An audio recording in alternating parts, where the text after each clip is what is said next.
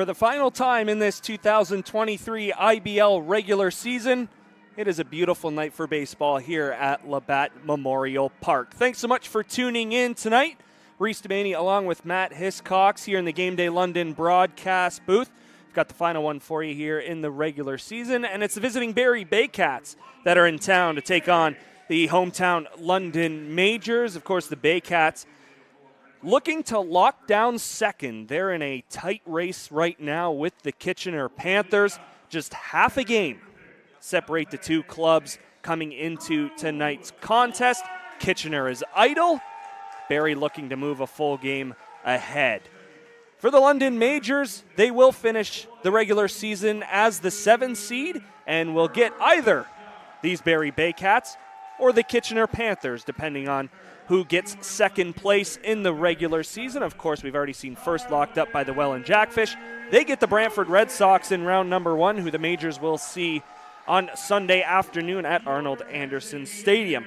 Barrie Baycats come in playing some very good baseball, albeit it was a shortened effort yesterday, a 5-1 win over the Toronto Maple Leafs. That game only going 6. The rain doing some damage to, well, lots of parts of Ontario, you could say, and Barrie was a victim of that, so they didn't finish that one, but it was official, so it's a 5-1 win for the Barrie Baycats.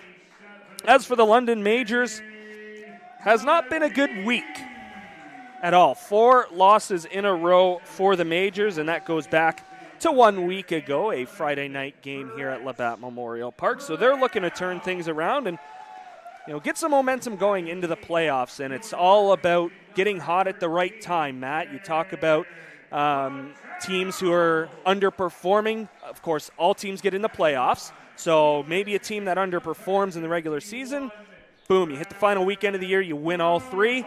Who knows what you're like going into the playoffs. Yeah, and it depends on when you get hot. We've seen it before, even last year.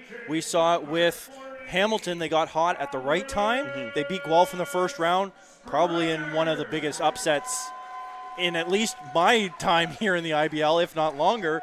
So we'll see what happens going into the playoffs. This is exactly where the Majors need to get hot, especially when you have the chance to play a team like the Baycats in the first round. You want to beat them tonight. That's the big thing. You got to start with tonight, move forward, see what happens the next 2 games. We're going to have baseball very soon for you here in London, Ontario. We will now break as we will sing "O Canada" here at Labatt Memorial Park. Here we go. Believe me, you've never heard a talk show like this. I'm sleeping with Joe Carter. By the way, Joe did not touch the ball. Yeah, I have to say, your voice is fantastic. Meet Smitty. Listen, I'm the brains here. And Mitty. And I'm the good-looking funny one. This is the Smitty Mitty Show.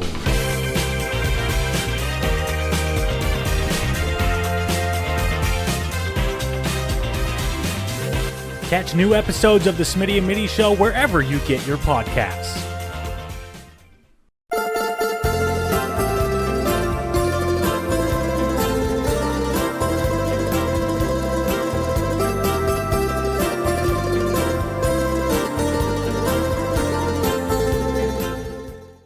You're watching London Majors Baseball on Majors TV. How do people feel about getting a Planet Fitness membership for $15 a month?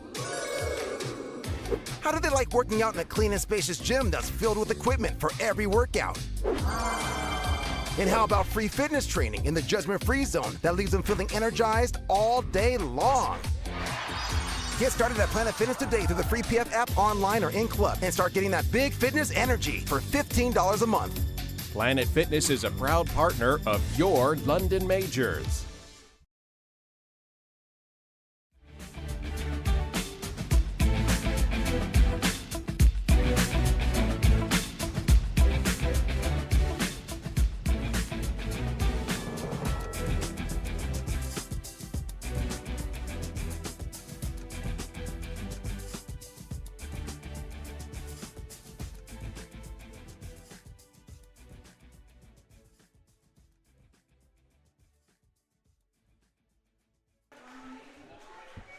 O Canada is complete, and we're ready to play the final game of the regular season here at Labatt Memorial Park. Umpires take their spots, and so do the London Majors.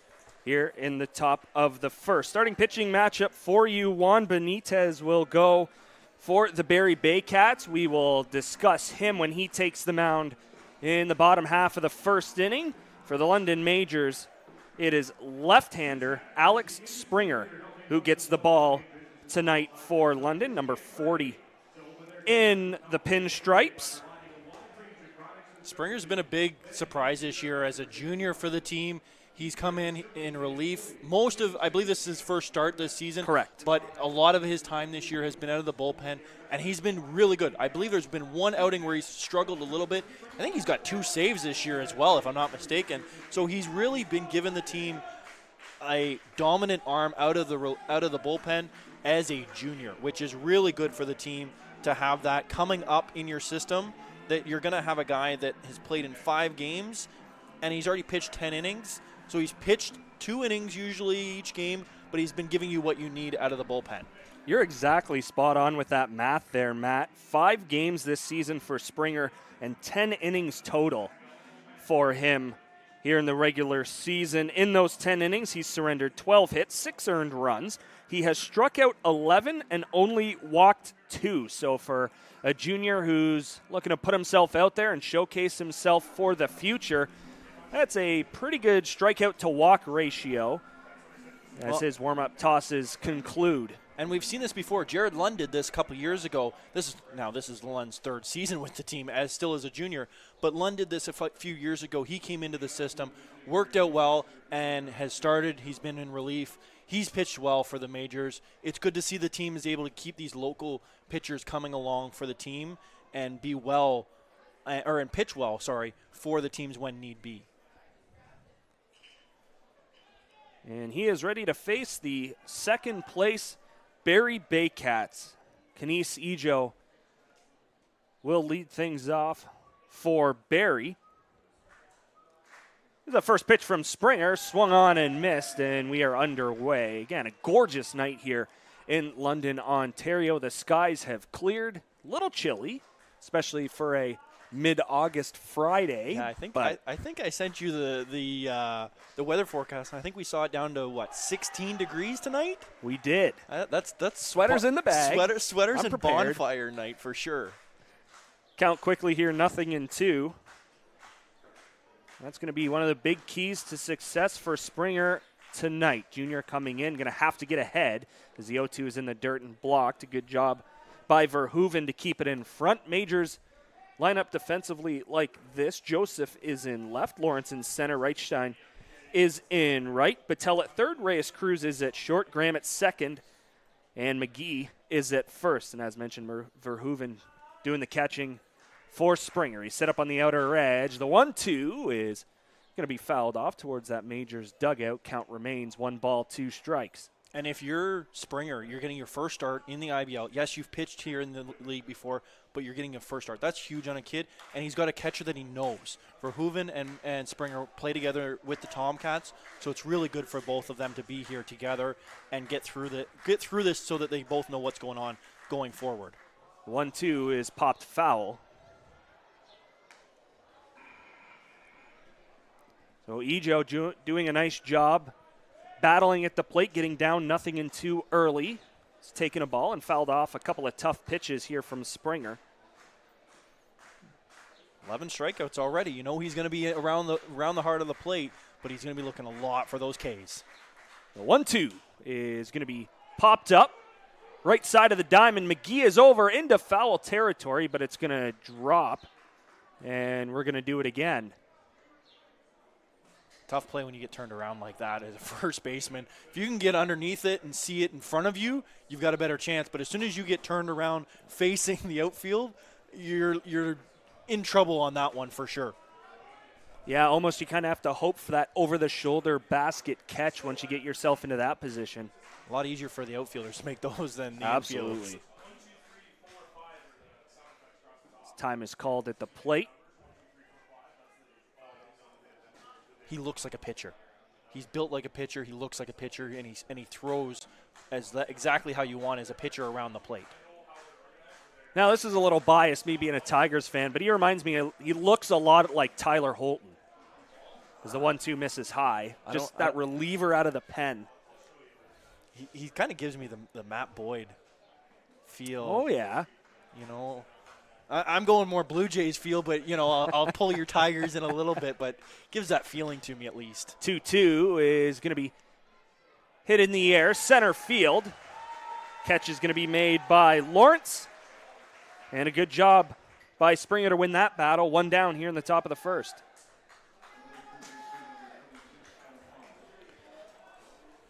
Hey, tough to trip the Tigers on this night. They've already got 1 win so far, playing a double dip against the Guardians. Is it easy to chirp them when it's the Guardians? Yeah, kind of, a little bit. I mean, the Jays are in Cincinnati tonight, and it's 0-0 in the bottom third there, so. They're moving. Yeah, I believe that was a 7 o'clock start, though. Oh, yeah, okay, yeah. We'll bring up Adam Odd, lefty-on-lefty matchup here against Springer. First pitch in for a strike. And Springer started the first 2 Baycats off with strikes.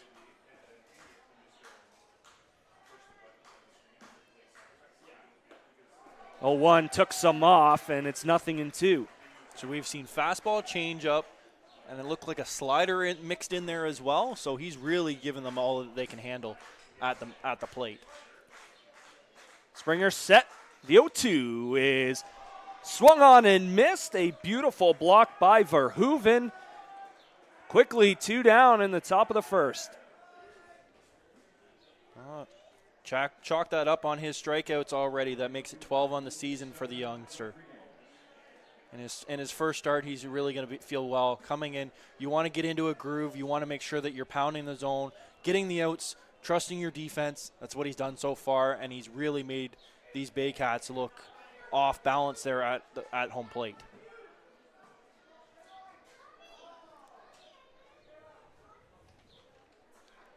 We'll bring in Starlin Rodriguez, right-handed batter in the number 3 spot for the Baycats. First pitch swung on and missed. Another batter started off 0-1. Rodriguez hitting .305 coming into the game today. 7 home runs, 26 RBIs. He's also crossed home plate 26 times. The 0-1 is going to be rolled over to third. Patel will field, cross the diamond in time, and that is a very nice 1-2-3 inning for Springer to start his night. We go to the bottom of the first. No score between the Baycats and Majors. Jason Palmerville, short-handed. Oh, now do you believe? Now do you believe? These guys are good, scary good, and they are going to either Carolina or New Jersey. The Buffalo Sabres knock off the Senators in overtime. And the shove is gone! La la la la la la la la la la la la la la la la. Here it is in front of the net. Oh, they're on! An incredible save! He robbed him! Call a cop! He robbed Elmore blind! Call a cop! I don't believe it! Hustling in on the shot on goal. There's a rebound. Oh, and Miller somehow made the save again. Oh, we are not worthy. We are not worthy. A backhand in front! Hasek with a miraculous save on Platts! Do you believe? Oh, brother, we are not worthy! Dominic Hasek does it again! And as a result, it remains 1-1. This man's body is bigger than a goal net. Up, gets it to May and over the line. Here's May going in on goal. He shoots.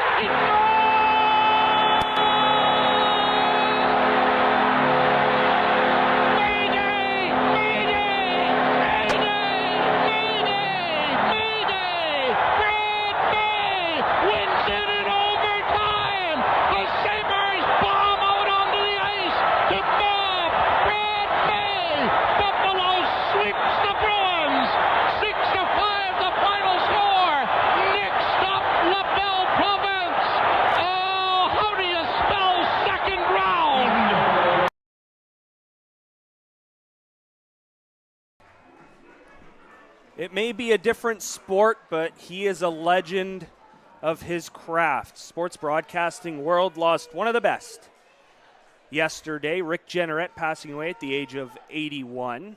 Just wanted to get that clip in. Thoughts and prayers to his entire family, the Buffalo Sabres family as well. First pitch here from Benitez is in for a strike.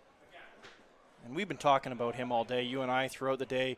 Some incredible plays by him, or calls by him all season, all his career. I mean, the one that we both mentioned today was Mayday, which we saw there on the clip. The other one that blew my mind that I couldn't even believe I forgot when I was looking up videos to put in the clip was the Ottawa Senators Buffalo Sabres line brawl with Ray. That was a good one. With Ray Emery sitting there chuckling the whole time in that fight. The man was a legend. You think Bob Cole, you think, Vin Scully. To bring it back into baseball, those are the guys that you think of when you think of legendary broadcasters. Pitch fouled off. Yeah, I mean, for myself, being from Windsor, of course, you grow up listening, at least for me with the Tigers, you hear Mario Impemba. I still think he's one of the better guys calling Tigers games of all time. The 1-2 from Benitez in the dirt. Hockey-wise, you think of the great Ken Daniels, what he does on Bally Sports. I mean, in Detroit icons in the broadcasting world, Ernie Harwell is number one, and it's not even close. 2-2 fouled off to the right side. Drew Lawrence is standing in. But, yeah, hockey world definitely going to miss Rick, that's for sure. And I saw a clip before, just before 7 o'clock it was, his final call, his final game happened to be a Buffalo Sabres overtime winner against the Chicago Blackhawks. So, And let's be honest, his overtime calls were probably some of the best. Absolutely. That overtime was dragged for miles, and that's what you wanted to see all the time. 3-2 hit in the air to right, and it's going to be caught by Tuck. Drew Lawrence is out number one in the bottom of the first. Speaking of Benitez, this will be start number 6 for him. Appearance number 8. He's thrown 37 2/3 innings, surrendered 39 hits, 14 earned runs, 25 strikeouts, and 17 walks as Byron Reichstein stands in against the Baycats right-hander. First pitch is just off the plate outside, ball 1. And we should mention, different catcher tonight. First time this season after having a few surgeries on his knees this past year, Hayden Jaco. Back where he's caught a few games before in behind the plate. I saw him in the parking lot. He was bringing his stuff, and I looked at him and I said, "Are you catching tonight? We haven't seen this all year." He kind of gave me that smile like, "Yep, I'm back behind the plate." Baycats are unfortunately losing a few players back to school, so they unfortunately have to go with Jaco in behind the plate tonight. That 1-1 pitch lined into right field. First hit of the night comes from a major. That's Byron Reichstein pulling that baseball, and 1 on, 1 out in the first. This is how the Baycats line up defensively. Rodriguez is in left. Ijo is in center. Tuck is in right. Around the infield, Odd is at third. Burns at short. Ando is at second base. And Maria is at first. And as Matt mentioned, Hayden Jaco doing the catching for Juan Benitez, who gets ready to face Starling Joseph here in the first. And this pitch is going to be lined down the right field line. It's going to get down and fair. Reichstein around to third. Joseph is into second. It's a 1-out double, and the Majors are in business here in the first.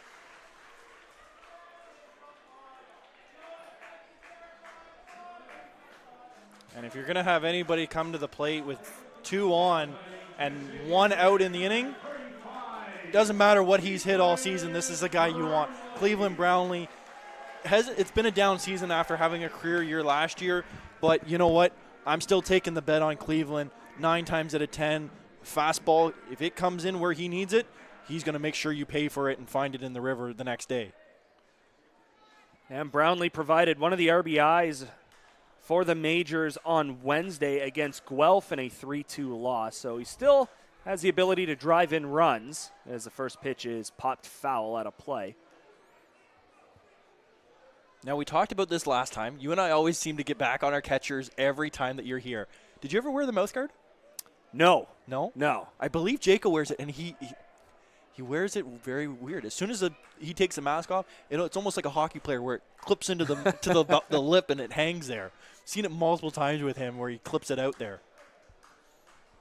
Here's the 0-1. It is downstairs. 1 ball and 1 strike. Yeah, that's one piece of equipment that I didn't feel like was very necessary. Now, concussion issues for some people, that may become a necessity, as Matt Hiscox points to himself. Few too many. Here's the 1-1. It's going to be lined into center field. That's a base hit. Reichstein going to come around to score. The stop sign is going to be put up for Joseph. It's an RBI single for Cleveland Brownlee here in the first. Majors strike first. It's 1-0. Exactly. Like I said, if Cleveland's going to have a hit, he might not put it in the river, but he's going to get contact and he's going to score that run. As long as it's into deep field, he's going to be able to. Byron's going to be able to score on that 9 times out of 10. And there you go. You get the first run of the game. That's exactly what the Majors are going to want to do here. Runners on the corner with only 1 out.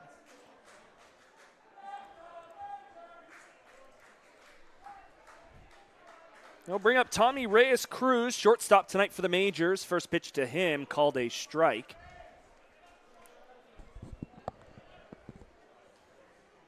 And Jaco's still living in London. He probably doesn't get as much practice time with the with the pitchers. So do you think that's probably what leads to maybe some miscommunications right away, especially with an import that may not be able to speak as much English as you'd hope? Yeah, absolutely. If we start to see maybe a wild pitch here and there, a pass ball, kind of showing that you're getting crossed up as this ball is going to be hit on the ground, they're just going to go 4-6 for the fielder's choice. Joseph's going to come in to score. Majors now lead 2-0. Manufacture, manufacture, manufacture. Yeah, and I think that was an extended conversation we had last week, Matt, about, if you can't hit the long ball, you got to win other ways. There's been times where you think, okay, the Majors are all power. That's all they are. You look at Byron Reichstein, Cleveland, Robert Mullen last year, Diolio earlier this year, all home run power. But you know what? Sometimes you get those smart, speedy guys, Tommy Reyes-Cruz, Dan Battelle, Brett Graham, even Starling sometimes can drop one down when he needs to. But they're able to get those bases or balls down and make sure that they can manufacture the run and keep the train going in this kind of game. Count as 1 ball and 1 strike here to Kane McGee, first baseman tonight for the Majors, hitting .291 coming into today's contest. 1 home run, 11 RBIs. Also crossed home plate 10 times.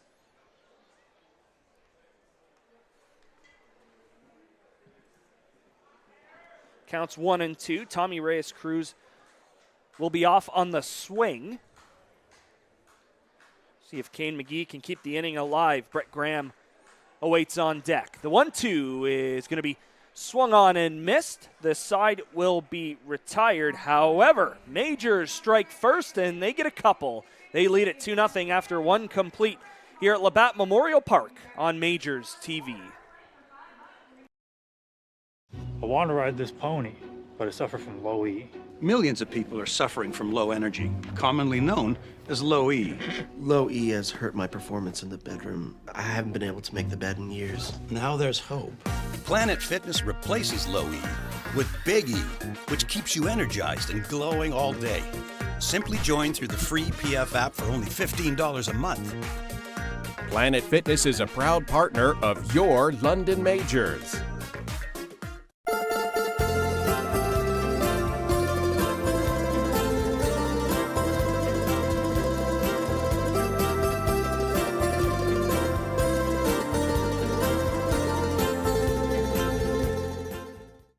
You're watching. Here's the pitch.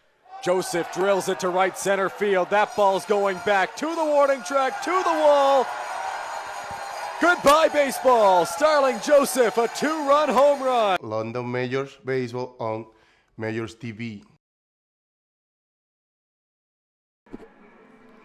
Welcome back to Labatt Memorial Park. Reece Doumani along with Matt Hiscox here in the Game Day London broadcast booth. Majors get a couple for their young starter in the bottom of the first. They lead 2-0 over the visiting Barrie Baycats. And if you want to give a young starter some confidence, I think that's the best way to do it. Get them some early run support. They did that in the first, sending 6 men to the plate. Cleveland Brownlee picking up an RBI single, and Tommy Reyes-Cruz, putting the ball in play. It was a fielder's choice, but it's still got to run home, so who cares? You're going to get Cleveland out at first base, or at second base there on the run. But when you got speed behind him with Tommy Reyes-Cruz, it makes it really difficult to double up. He's almost, I don't want to call him the Trey Turner behind Kyle Schwarber there maybe, but I think that works out pretty well. It's kind of almost perfect idea there. The first hitter that Springer has fallen behind, and I wouldn't say that's a horrible thing. Ryan Rio has been on a tear the entire season. The 1-0 is going to be hit on the ground fair. It's going to be stopped by McGee at first. Going over to cover is Springer, but the throw is high. Rio will reach. That is a very tough play for Kane McGee over at first base. He laid out, kept it in front of him. Just the throw a little bit too high. That's not a good sign for Kane as you see him limping there. It looked like I can just see over the monitor here. It caught him in the hand, and it bounced and caught him off the knee as he tried to go down at the same time. And Rio's going to hit that pretty hard off his bat. Probably one of the hardest swingers in the league. But unfortunately, that one caught Kane in definitely not a position you want to be caught in. And we'll keep an eye on him over at first base.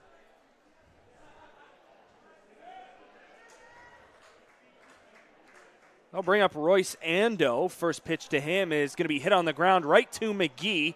He's just going to stand in the way, tag out Ando. Allows Rio to move up to second, but there's now one down.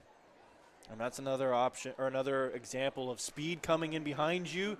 You don't have the chance to turn the double play there by any means, even with Rio running to first or to second base, because you're not going to have time to turn it to get back on first base there with the speedy player there coming across. Yeah, and wouldn't you know it, a diving play by McGee gets shaken up. Next ball's hit right to him again. A little bit slower, but still usually how it works out, doesn't it? Usually whether you're coming into the game or you've just been hit at, the ball is going to be at you the first play of the next. Springer's set. A little bit of a check on Rio, but he gets back. Nobody there covering. They scored that a hit as well for Rio. I would agree with that. Absolutely. That's a hard hit ball that comes up his way.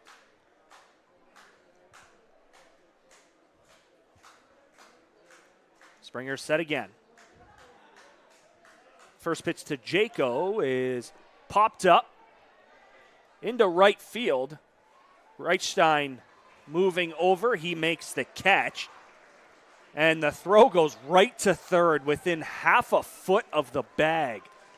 Rio throws his arms in the air thinking, come on, man, give me a chance to tag. But Reichstein with a gun to third. I've seen enough times of Byron Reichstein throwing guys out from the bullpen when he was at first base, from deep right field when he plays out there. Warning across all the league, no matter whether the season is, do not run on Byron Reichstein. Not that Rio's the type of guy to take that extra base, but still it's... Maybe a young kid in right field and a rookie that's playing there for the first time or the first season, you take the chance. But I believe you were here when we were doing the Rogers game a few years ago in 2020 when we watched Byron throw a runner out from the far end of the Brantford bullpen. That was a hose. To third to gun out. I believe it was Muir that was playing there for by chance. Yeah, Aiden Muir now with the Cardinals. Yeah, with Hamilton. I believe it was him, and he sat there and was like, I don't know what I'm doing, man. Like, you don't expect him to be able to throw, and it was a seed to third baseman.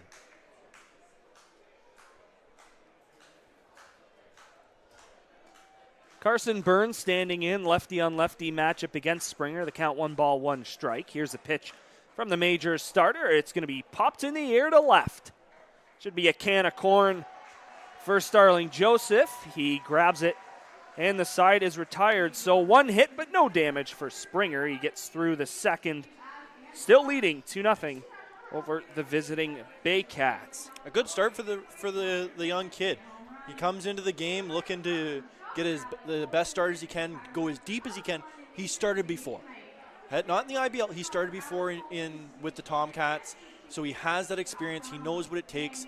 He knows the first time around you're going to want to try and just attack the zone, get him looking, and then as the game goes on and the game goes deeper, it's going to get easier to get around, maybe throw a change up off the plate. You'll get the guys chasing maybe a little bit more and go from there.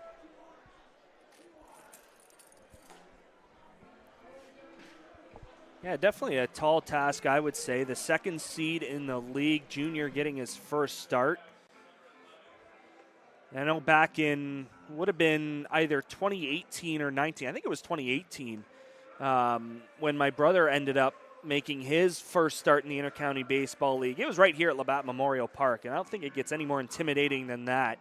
The London Majors faithful, watching your every move, hoping that you fail. Of course, with baseball being a game of failure, you got to be able to deal with it. And again, the intimidating factor of it is Brantford's still in a situation where they weren't near the top of the league. You come into Labatt Park, you've got the majors. It's a tall task, that's for sure. And for young players in this league, it's just you got to go through it. And I know every team's got that. Every team is looking to get a little bit younger, of course. As mentioned, there is a group of guys who are up there in age. Not going to say they're old. I've gotten in trouble for saying that before. But, there is a new crop coming into the league, and you got to be able to handle some of the pressure situations you're put into. And, Matt, you said it perfectly. A very, very nice start through 7 hitters for Springer. Only 1 hit allowed, and that was the only base runner as well. So And really, it's a hard hit to the first baseman that there was no chance because that ball is scorched off the bat coming at Kane McGee there, and I don't think any first baseman's going to want to be standing there taking that one. Brett Graham showing bunt, pulls back, takes a strike. Graham hitting .234, appeared in 31 games this season. 8 RBIs, 11 runs scored.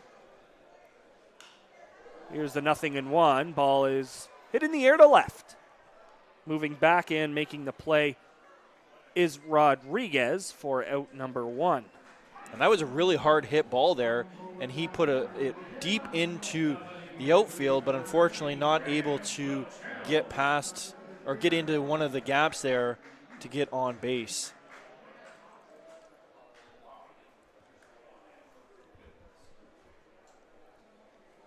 That'll get Dan Patel, third baseman tonight for the Majors. Lefty-righty matchup against the starter Benitez.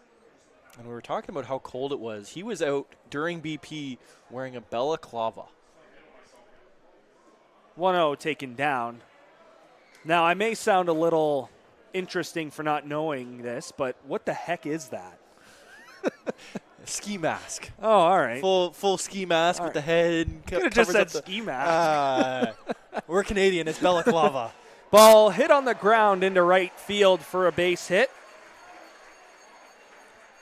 Patel with a 1-out single, and that's exactly how the bottom of the first got started for the Majors. I feel like I should know what that is, but maybe I'm just too simple for saying ski mask. Do we have to take your Canadian card away from you? Hey, man, do it. I'd rather move south. I hate winter. I'm not ready for a day like this in August.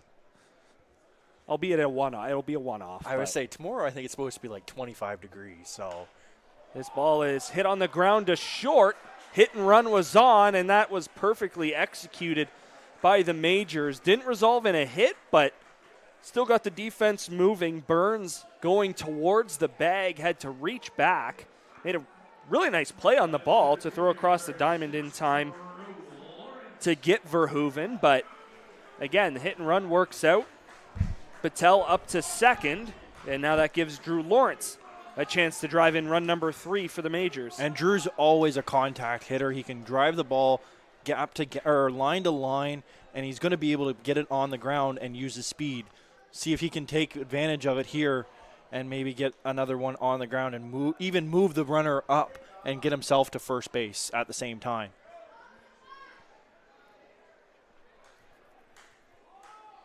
Benitez set. Here's the 0-1. It misses for ball 1. And a little interesting the way Jaco caught that ball. Whether he was crossed up or maybe gave up on the pitch, sawing it wasn't going to get the zone. But just odd, dropped to one knee and kind of went to the side to catch that ball. Does that go back to maybe it's been a while? Absolutely it does. It's just like riding a bike, but sometimes there's a few one-offs there. 1-1, looked high, called a strike. Fans in disagreement. Lawrence in disagreement. I would say the London Majors dugout is in disagreement. But the count will be 1-2. Lawrence 0 for 1. He flew out to right to start the bottom of the first. The 1-2 is swung on and missed. So Benitez ends the second the way he did the first with a swinging strike 3. Score remains 2-0 Majors after 2 complete. You're watching London Majors baseball on Majors TV. Go beyond the scores and get to know the athletes who call the Forest City home. Joseph crushes one. Game Day London brings you in-depth stories and conversations about London's major teams and the athletes. Whether it's in the rink with the Knights or on the field with the Majors, Game Day London has you covered from the start. For fresh and engaging sports coverage, visit GameDayLondon.com, a proud sponsor of Majors TV.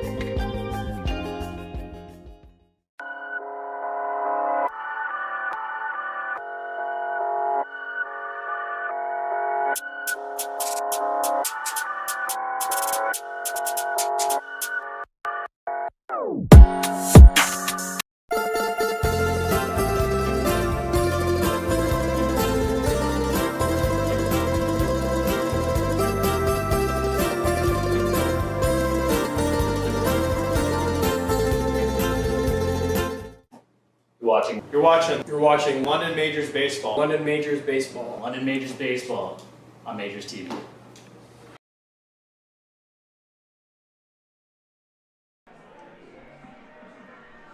Welcome back to Labatt Memorial Park. Reece Doumani along with Matt Hiscox here in the Game Day London broadcast booth. And other than us, we're a little spoiled here at Labatt with our view, but I don't think it gets any better than that. The light pole behind the Majors dugout down the third base line. Yeah, I don't think it gets any better than that, other than where we are. Yeah, the Osprey up there in the third base light pole definitely gives you a great look of them up there with our camera over on the first base side there. Great view. They've been here years, and they've been trying to move them so that they can change lights. They're going to have to move them, unfortunately, this winter as they're doing upgrades to the lights. But they'll be back because they'll move their nest right back there in the springtime. I don't blame them. First pitch to Marea is inside. And you get the heat, too. Yes. You get the heat. Yep. So on the cold nights like tonight, you're getting nice and warm still. Absolutely. Definitely a great spot. And you get to watch some baseballs. So upgrades to the lights. Are we going to see the flashing lights like you got with home runs in what seems like every Major League park as Marea gets drilled? And he reaches to start the third. A little tight inside on that one. I don't know what the lights are. I've been told they're LED lights. All right. I've been told they will be less noise pollution, so they will not be as bright around the city. So our friends over on Commissioners Road there, I have some colleagues that work up there, or that are living up there in the apartment buildings can actually see the glow from Labatt Park each night. I think that's awesome. I agree. I think that's awesome, sweet. but Yeah. some people don't when it shines into their bedroom at nighttime. Yeah, I guess. Yeah, that might be a problem. First pitch to Tuck is outside. Yeah, calling the games in Brantford for the last couple of years, it was the same. Like, you saw the lights from quite a bit of distance away. Yeah. So it sounds like next year you won't have that. They'll still be bright, like any LED light will be, but it won't be the noise pollution or the light pollution that you see probably at least from, well, Commissioners in Warrencliffe or Commissioners in Wellington at the least. Avery Tuck standing in. Here's a pitch from Springer. It is taken for a strike. Tuck hitting 184. Has himself a home run, 8 RBIs and 9 runs. He is the right fielder tonight for the Baycats. Springer set again. Look over. Here's the 1-2. It is taken. Strike 3 called inside corner. And that's the first out of the third. And that's a great pitch and frame job by the combo on the Majors back end there. Definitely keeps the double play in order, what you're looking for. And like I said, incredible frame job. He pulled that one just tight in on the inside zone. Exactly what you want to see out of a really good defensive catcher on in behind the plate. He helps his pitcher get strikeout number 2 through 2 1/3. Pitch is blocked. Verhoeven getting the job done multiple ways, but he's going to take a visit here with Springer. Maybe just hey, that one caught me the wrong way. I got to take a second here. Let's have. We've had these talks 1,000 times. Let's just get back on the same track here, and we'll move on and roll ourselves a double play ball and get out of the inning.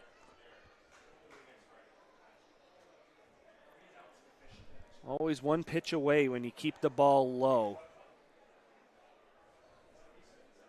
Of course, Majors defense set up for the double play on the infield. Outfield pretty well straight up.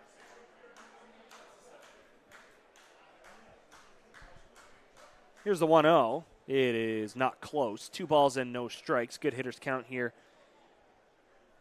for Ejo, who is 0 for 1. He flew out to center to begin tonight's ball game. The sun is gone. Not just yet. We're still a little pink. Pitch fouled off. 2 balls and 1 strike. It's not showing on the field. Okay, that's a better statement. Okay, there you go. There we Just go. say don't knock our beautiful sunset here that we get at Labatt Park. It got to be probably the best sunset in the IBL when you've got all the buildings in behind, clear sky. Say there isn't a better backdrop in the intercounty baseball. Intercounty, I'll give you that one. It's not even close. I can name a few in the major leagues, though. Here's a 2-1 from Springer. It misses. And it's 3-1. Another good hitters count here for Ejo. You got to think Pittsburgh, Chicago with Wrigley, Boston. Yes, but I think Wrigley is old and it's time to go. I've been there once. It's old. I got to disagree with you on that the one. 3-1 taken for a strike, and the count now runs full. You and I don't disagree often, but I'm sorry. That thing's old. Okay, are you saying Madison Square Gardens has to go? All right. See? I have to say no, but that kind of gets rid of my argument there with Wrigley. Runner on the move, pitch is fouled off. Moria was moving on the 3-2 offering. Definitely something you want to see. If you can get a runner in motion, the hit and run, unless it's hit right at a batter or at an infielder, it's a great move with only 1 out.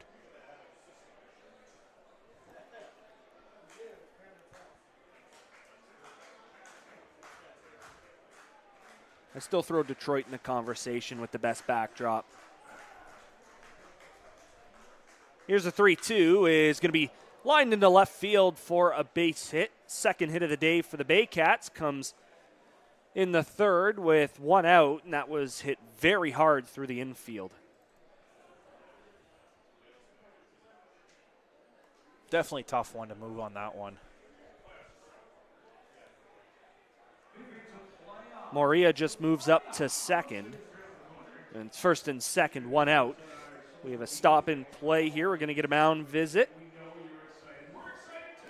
So we throw Pittsburgh in that category. Having a discussion with one of our great camera operators today, Cal. He's got San Francisco in that conversation. That's with definitely up McCovey there. Cove. Yup. We were talking about Cincinnati with the Jays being in Cincinnati this weekend. I was there for it. It was hilarious. It was a one-off makeup game, so it kind of worked out nicely. Tigers and Reds, back when Aroldis Chapman was still the closer for the Reds. I've driven past it last year. I was driving from London to Nashville, Tennessee. Oh, yeah, you go right by it on 75. That's a long drive. Yeah. I'll tell you that one. That's an 8-hour drive minimum, but a beautiful park. And what's really crazy is it's just like Kansas City, where the ballpark and the football field are side by side. Yep. So you better not have a day where both teams play, or you might as well walk because you're not finding parking there by any means. Yeah, that's when public transit comes in clutch, that's for sure. Tough situation here for Springer. First and second, one out, pitches high, ball one. Adam Odd steps in. He was strikeout victim number one back in the first. Yeah, I was there. It was All-Star year in Cincinnati when we were there. So All-Star gear was 50% off because it was after the game. Can't go wrong with that. Springer doing a good job keeping that runner close. Even if they get a hit, you want to have a chance at an out anywhere. So if you can keep the runners close to the bag there, it's a lot easier to possibly pull that out at any bag. 1-0 in the dirt and blocked. It looks like Springer's just missed his release point possibly. Just touch there. Ball high, a ball low. Just got to find that release point. Just either a touch earlier or a touch later to get that ball back in the strike zone.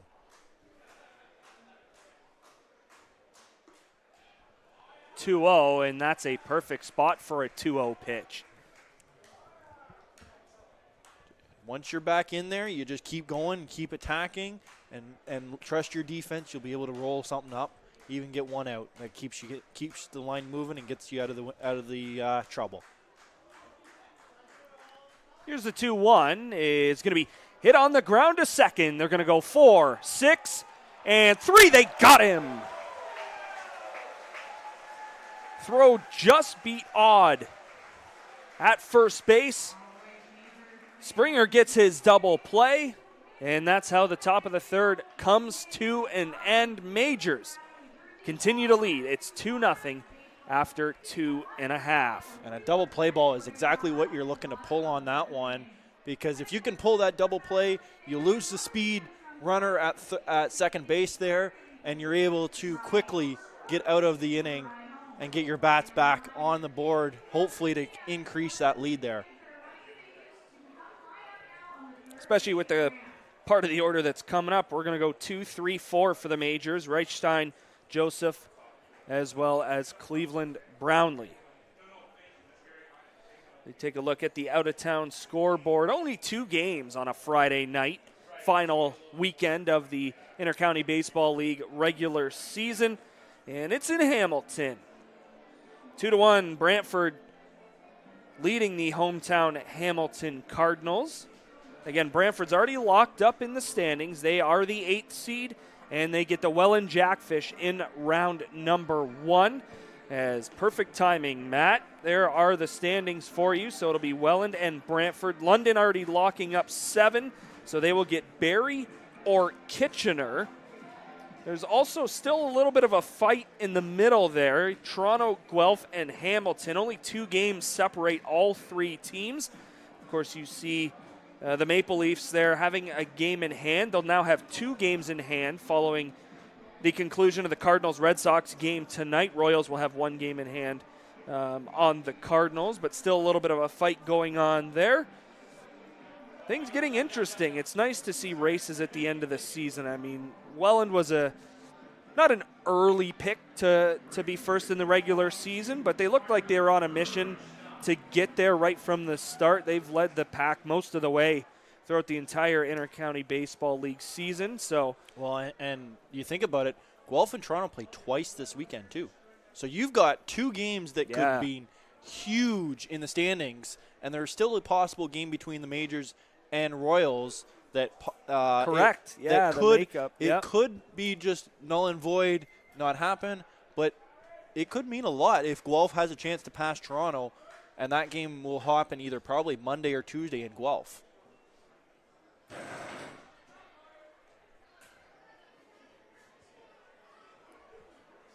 Of course, Majors will go to Welland tomorrow and then finish the weekend off in Brantford on Sunday. The 0-2 is upstairs to Byron Reichstein, who is 1-for-1. You have the call for that one. I do. Don't you? Yeah, myself, Isaac Carmichael on the call, Rogers TV in Brantford. Here's a 0-2. It is inside. Tried to go to the back foot with that breaking ball. Reichstein didn't bite. Count is 2-2. Benitez into the windup. The pitch is low and in. Check swing. He did not go. And a good job by Reichstein to work it full. That's back-to-back pitches. Benitez has gone to that back foot of Byron Reichstein, trying to get him to swing over top of it. Here's a 3-2. Is going to be popped up. Left side. Foul territory. Pretty close to the line and pretty close to the ground. Making the catch is Adam Odd.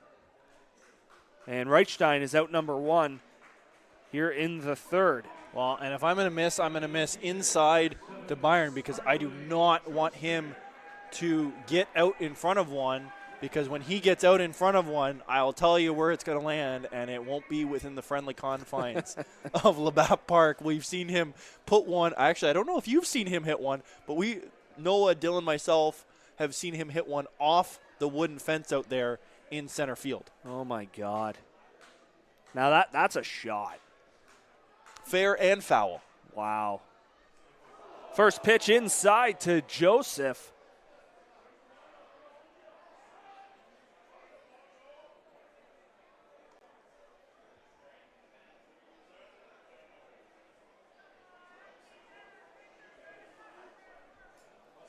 That's one way to start an at-bat. That was one way. I don't know if you heard that heckle from the crowd there, but that was quite the one. I don't know who it came from, but it was, I've seen better pictures at a Tupperware party. That might be one of the best ones I've heard from Labatt Park here in a long time.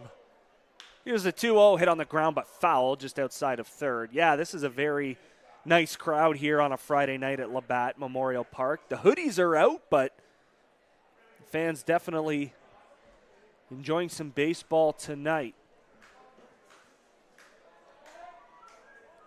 Count is 2-1 on Starling Joseph. He's 1-for-1. Doubled back in the first and swings over top of that one. Count 2-2. Well, and we think about this weather in, the middle of spring, early spring, right when the season starts, 16 degrees.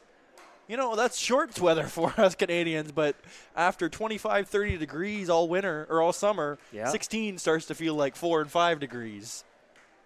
Here's a 2-2, that one inside, and the count is now full. Yeah, that springtime feeling, 16, 17 degrees. You roll down the windows for the first time. You get the sunroof open as well. Say, some of us don't have the luxury of sunroofs here. Oh, okay. Here's a 3-2. It's going to be drilled deep left center field. Starling Joseph. That is a shot. Majors extend their lead. It's 3-0.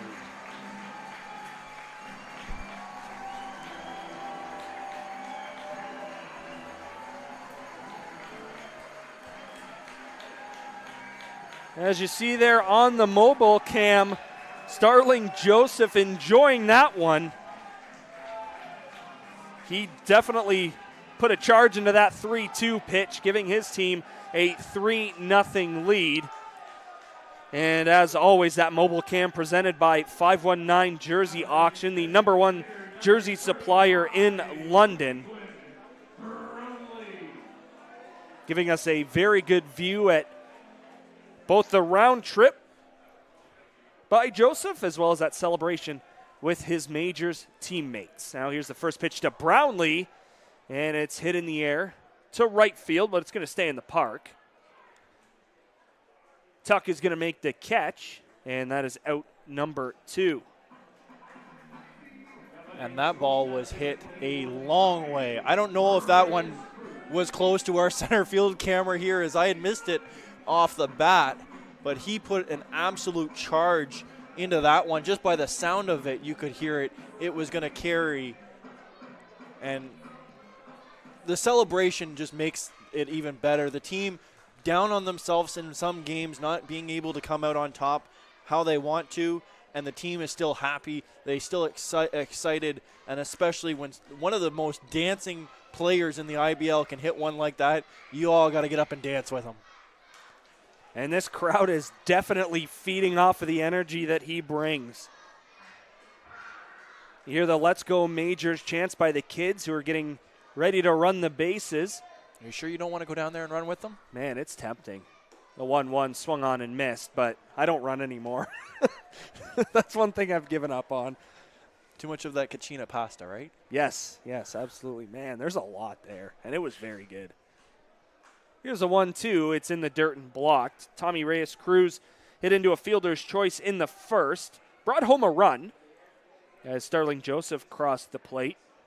So we know if your mic goes mute for a while, we know what the audience knows what's happening. 2-2 is hit on the ground to first. Benitez going to cover. PFP is coming into play there, and that will retire the side. But Starling Joseph with an absolute bomb to left center field extends this Majors lead.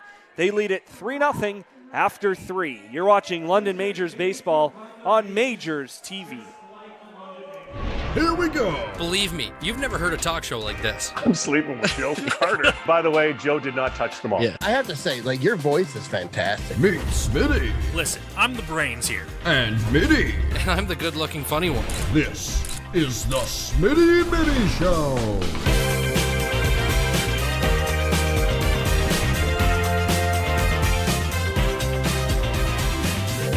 Catch new episodes of the Smitty and Mitty Show wherever you get your podcasts.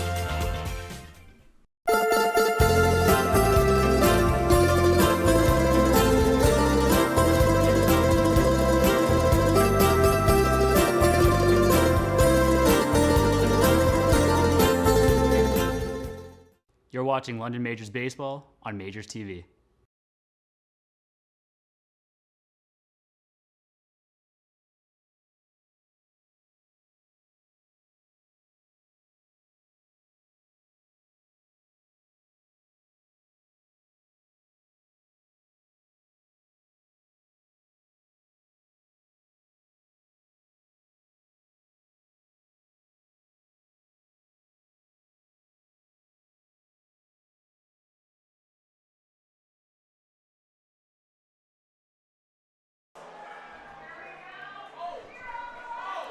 Welcome back to Labatt Memorial Park here in London, Ontario. A beautiful night for baseball as the kids conclude their round trip here on the field. Always a nice thing to see throughout the Intercounty Baseball League.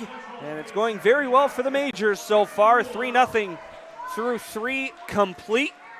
Thanks so much for joining us tonight. Reece, Doumani, Matt Hiscox here in the Game Day London broadcast booth. Yeah, and we've talked about, we don't want to chirp anybody. Our camera guys are working hard tonight. But you've already thrown a few shots at me here. I got to throw one, a little back every once in a while. Go for it. I think all those kids would have beaten you around the bases. Yeah, they would have. Absolutely, man. I'll agree with that. We were standing here, and those kids, they didn't even stop. As soon as the gate opened up, they were gone. They were waiting for Sarah Rubino to say, hey, hold up, we'll all start on once. No, they all just took off and were gone right away as soon as that gate opened up. And like I said, there's no way that you're not being no, beaten around the track on that one. I haven't really been good at running the bases since I was in Major Bantam. I was a leadoff guy that, I don't know if I had the most stolen bases, but I was in the top 3 on the team in stolen bases, believe it or not. That's before, back when I was in shape. I would say before some pasta, right? Before I discovered food, what ginger ale was, I guess. One way to put it. Before, while mom and dad were cooking dinner and not you. Yes, correct. Or before you had your own vehicle and could stop at McDonald's for dinner. Yeah, that's true. Love you, buddy. Haven't been a very big frequenter or big visitor to McDonald's lately. I got to go for the Baconator at Wendy's. That's my go-to. Which it might be my go-to after the game on the way back to Brantford. One by our house about runs 24 hours. So yeah, I believe we're golden. I've seen that one. Right across from the casino and right across from the future home to the Brantford Bulldogs.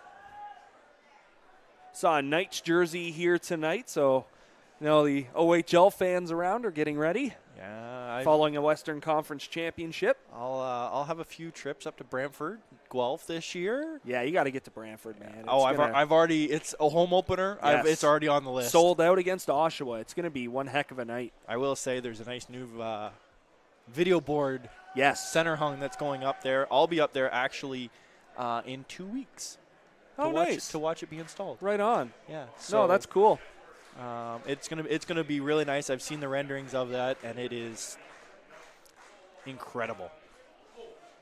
0-1, tough pitch, but a good take from Starlin Rodriguez. A 3-4-5 spot due up for the Baycats. Rio and Ando to follow. Now the 1-1 is going to be hit on the ground to short. Race Cruz fields across the diamond is just in time to get Rodriguez 1 up, 1 down here in the 4th. You may not be able to get the strikeouts, but if you can get them out, that's all that matters for Alex Springer. So we all know what the Knights scoreboard looks like. In comparison to that, is it all video? I got to know. It is all video. All right, There cool. is no... So like Kitchener. All right. I believe Oshawa is the same. Oshawa's is nice, but it's way too big for that building. I've never been to Oshawa. It's that scoreboard could be a little smaller. First pitch to Rio is going to be hit on the ground through the right side. McGee and Graham both laying out for it, but it sneaks through. And Ryan Rio is now 2 for 2 to start his night. He loves that first baseman there and making sure Kane McGee is working hard there over at first base. You can see him chatting there. Those are two big boys over there at hey, first. But they've got a lot of power. Yes. Rio's got more of the home run power. McGee's got a great defensively and definitely knows how to hit the doubles. Ando into right. Reichstein having trouble with it. He got all turned around, and it's going to go all the way to the wall. That is going to allow Ando to get to second. Rio gets to third. And now the Baycats looking to answer that solo home run from Joseph in the bottom of the third, as they've got second and third with only 1 out.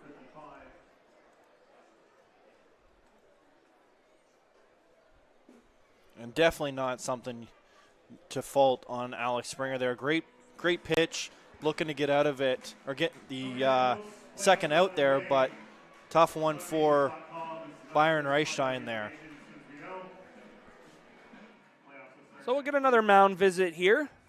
A little bit of a break in the action. We talked about the IBL out-of-town scoreboard in the middle of the third. Might as well look around the big leagues here, at least with the local teams, or local-ish teams, a couple hours away. Tigers have already taken one from the Guardians. They won the first of 2, 4-2. Of course, this series being played in Cleveland. That was the first of 4 against the Guardians, and they currently lead 1-0 in the bottom of the 4th in Game 2 of that doubleheader. As for the Blue Jays and Reds, a very rare trip It's a Great American Ballpark for the Jays. No score as they play in the top of the 7th. I want what they're on because I don't know. That game I thought started at 7 o'clock. Maybe it was an earlier start, but I want whatever they're on because they're motoring through that game. Am I allowed to say something about the mic?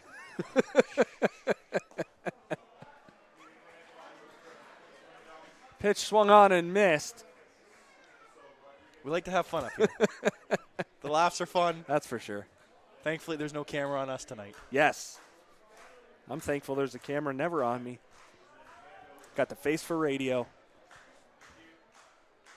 I plead the fifth on that one. Ball going to be hit up the middle and through into center for a base hit. Rio going to come around to score.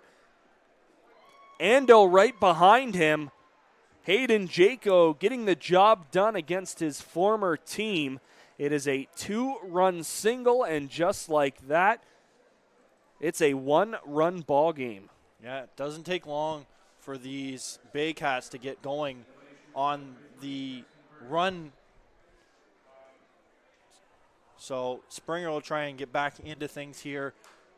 Now you can just roll a double play ball, get out of it. A lot tougher when you've got a second and third, only one out. And he'll try to get Carson Burns to hit that ground ball. He gets it. It's going to be hit to second. Springer having to cover, but it's thrown away. It's going to get all the way to the backstop. Throw's going to go to third as Jaco recognized it late that the ball had gotten away. He gets to third safely. It's going to allow Burns to get to second. And just like that, the go-ahead run is in scoring position for the Barrie Baycats. Yeah, that's a tough break. That right side for the Majors has been really tough for Alex Springer tonight as that went through. The first one hit off Kane McGee, tough one. Second one ripped through Kane McGee and Byron Reichstein, and now this one here. Really tough as the infield will come in to try and cut down at least one run. Absolutely the right move here. Early on in the fourth, that's what could make the difference down the road. You cut down as many runs early as possible. Now, fourth inning, not necessarily early, but we're into those middle innings, the lull innings that a lot of people call them, and you just got to be able to stay focused in the game, stay within yourself, let the game come to you, right? Try to not do too much, and that's exactly what Springer's going to try to do here. You would love a strikeout. You would love a pop-up. But a ground ball, the infield is in, and they're ready to fire it home. The 0-1 is fouled off, and that's a good way to start. He's ahead of Moria. No balls and 2 strikes.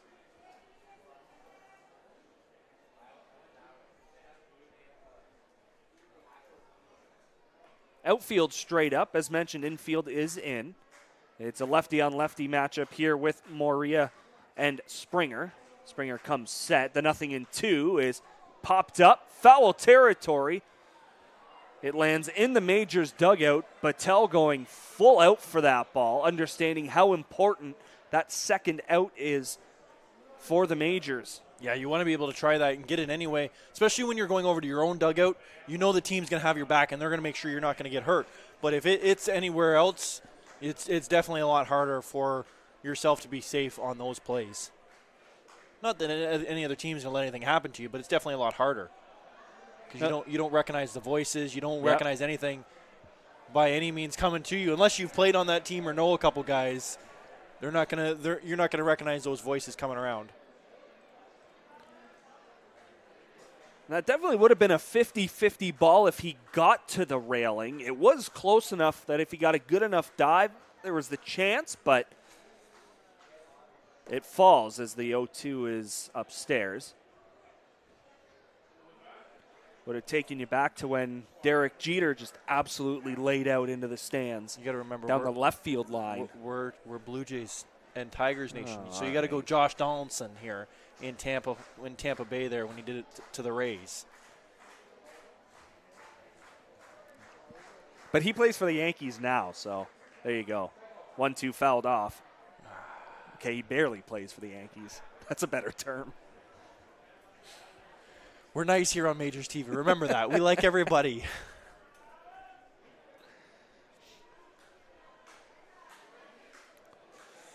Yeah, and it was interesting to see all the guys that came back for Bautista's ceremony last weekend. Adam Lind, Travis Snyder. 1-2, taken, strike 3 called. That is a huge K for Springer. You can get out of this inning now with just the 2 runs scored and come out still with the lead. Springer's going to be very happy with that. That's strikeout number 3 for the Majors left-hander. And he will get Avery Tuck, who was also a strikeout victim. That K came back in the 3rd. So now the infield moves back. Graham shading a bit to the right side at second base, leaving a pretty big hole up the middle. First pitch is popped up. Foul territory. Battelle going near the wall, but he's just going to watch it hit the stands, go out of play. Every kid running for the ball when one kid's sitting right there.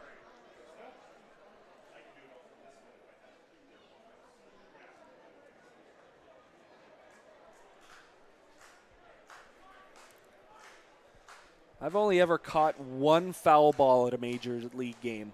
One. You know what? I actually, before I was with the team, I would come here with my dad, my brother. We'd come here every once in a while. And I'll never forget the game. I was sitting down the third base line, and we had just got here. It was probably the second batter, and I just sat down, threw my glove on, just sat down and looked up, and here's a ball coming right to me, and there's an older couple in beside me. Oh, one hit on the ground. Nicely done by McGee to keep the glove down, and a very nice job by Springer to minimize the damage. 2 do come across, and the Baycats have cut the lead to 1. It is now 3-2 through 3.5. And just to finish that story there quickly for you, it came straight up, and like I said, I hadn't even put my glove on completely, and at that time I still had my catcher's mitt. So there's not much. The Decker. There's not much there to save people there. No. And make sure you're going to be able to get a full grasp. And all of a sudden it's like, well, a couple beside me, they're not moving. My brother still hadn't sat down yet. Oh, I guess this one's on me. And I reached up, and it was over top of the wife's head, and I was able to grab a hold of it. And I looked at my dad. I said, "Is this how tonight's game gonna go?" Because, like I said, it was maybe the second batter of the game, and it was just right then and there. And I'm like, "Well, there." And that's the only ball I've ever caught. So here's tonight's trivia question: who is the visiting team? I believe it might have been the Burlington Herd. Ooh,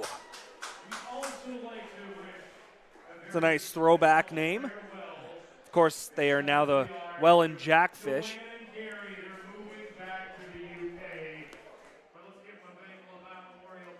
Of course, had the Burlington Herd, their minor ball system, the Burlington Bulls.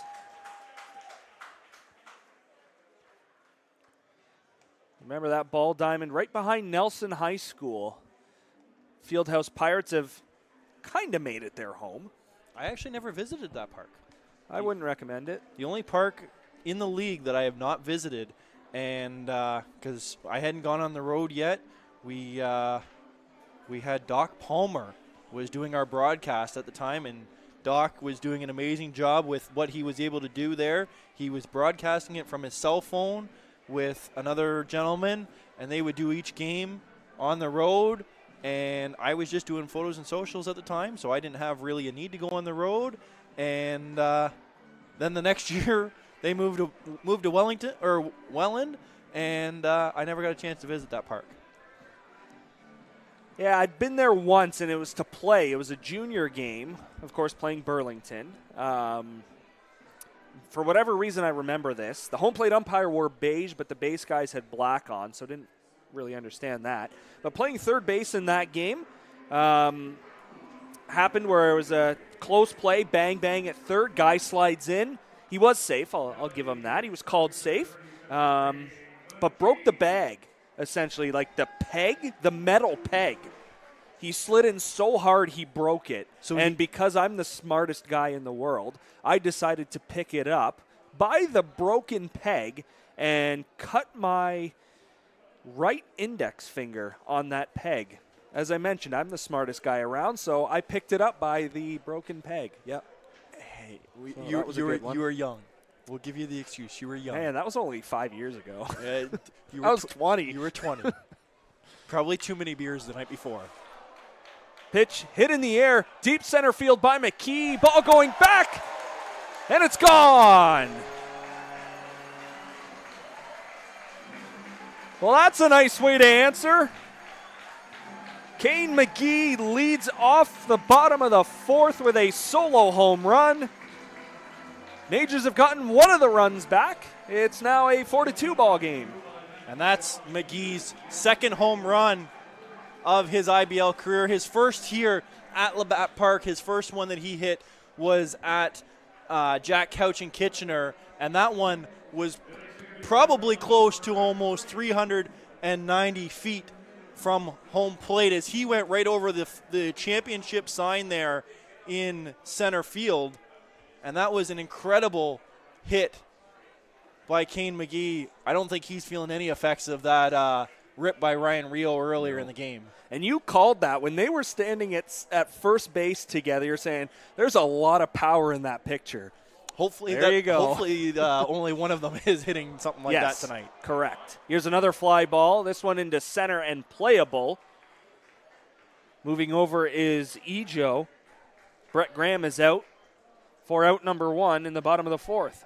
And I don't want to, be the bearer of bad news for the Baycats here, but there's been a lot of hard hit balls here, and we're only in the bottom of the fourth inning here, so hopefully the Baycats can get the pitching back on track here, or the Majors are going to start hitting some deep, even the deep outs, they're dangerous because sooner or later they can lead to extra runs going forward.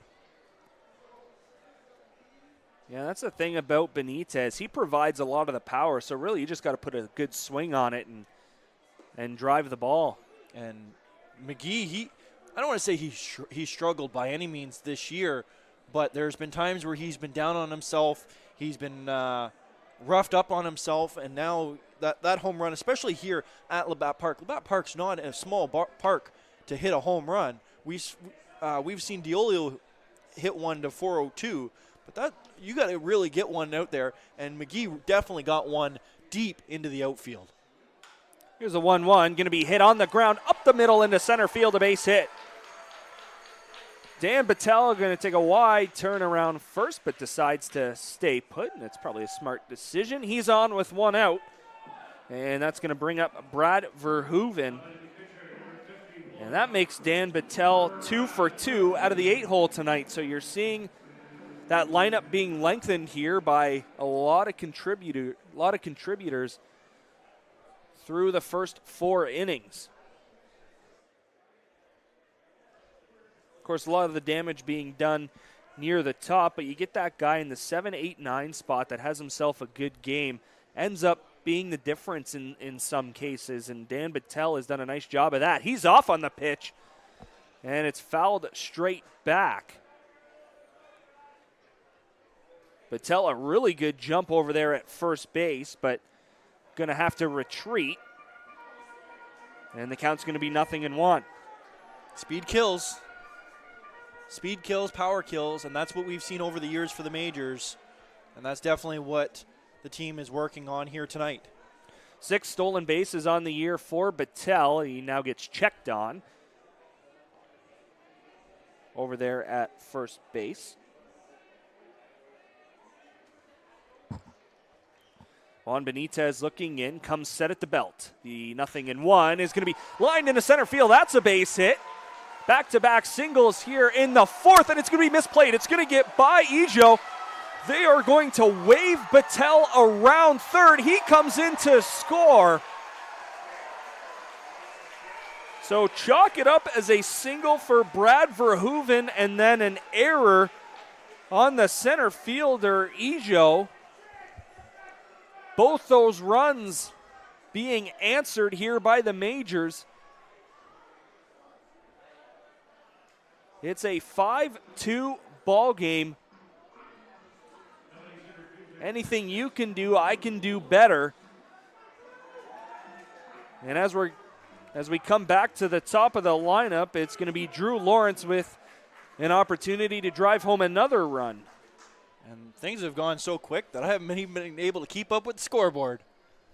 First pitch to him is going to be hit on the ground to short. Going to be a long throw over to first. It's going to get by. Gets by Moria at first base. Goes out of play. Time called. Run scores. Verhoeven coming around. That is run number 6 for the Majors here tonight. And against the Baycats being a second-place team in the IBL, you want to add as many runs as possible, as quickly as possible. When you have speed, it causes headaches. When you have speed on base, it causes more headaches. When Drew hits, he's got the speed. He's actually a safety in football, too. Didn't know if you knew that. I did not. No, safety for the London Beefeaters. Well, hang on. The London Beefeaters? Yes. That's one of the greatest names I've ever heard. Yes, London Beefeaters. That's unreal. I can't remember the league they play in, but they play up at Citywide Field. They were in Ottawa, I believe, last weekend as well. And they, Drew, like I said, Drew is a safety for the team. And that right there shows the speed that he has. And when you have the speed, it's going to cause headaches for the defense. And when the headaches cause for the defense, it's going to lead to errors. 2 errors on the board for the Baycats in this inning. That's not a good way to be in this inning. The Baycats could be out of this inning. Really, when you think about it, even 2 out, really, if neither one of those errors happen. First pitch to Reichstein in there for a strike. Yeah, and give credit to the Majors. Absolutely. Only 2 batters have failed to put the ball in play. And talking 2 plate appearances, I mean. As only 2 Majors have struck out against Benitez. Every other out recorded, the ball's been put in play. So they're definitely on the Baycats right-hander. Hitting the ball very hard. Don't leave a ball over the plate. Here's a 0-2 to Reichstein. It's fouled off. Byron 1 for 2. He singled and scored back in the first and popped out to third. 1 inning ago in the third. If anybody knows Byron Reichstein, it's Hayden Jaco, so you know he's going to keep the ball away from him as much as possible. Here's another 0-2. It's going to be swung on and missed, and a good job making Jaco throw it down. It's a strike to first base, meaning that Lawrence cannot advance on the play. So there's strikeout number 3 for Benitez, but definitely not out of danger, as that brings Starling Joseph to the plate, who is 2 for 2 with a double and a solo home run. Both very hard hit balls. And a single scores Drew. Single scores Drew. If you can keep extending the lead, add runs. It's going to give Springer a better mental state to go out and keep pitching and keep attacking. He's not going to have to play around in the strike zone. That solo home run for Joseph was his 10th of the year. First pitch here is hit on the ground to third. Odd throws in time. Joseph retired on 1 pitch. However, Majors get the 2 runs back, +1. They score 3 in the inning and lead it by 4. It's 6-2 Majors over the visiting Baycats. You're watching London Majors Baseball on Majors TV. Go beyond the scores and get to know the athletes who call the Forest City home. Joseph crushes one. Game Day London brings you in-depth stories and conversations about London's major teams and the athletes.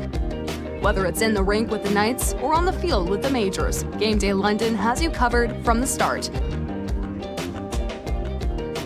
For fresh and engaging sports coverage, visit GameDayLondon.com, a proud sponsor of Majors TV.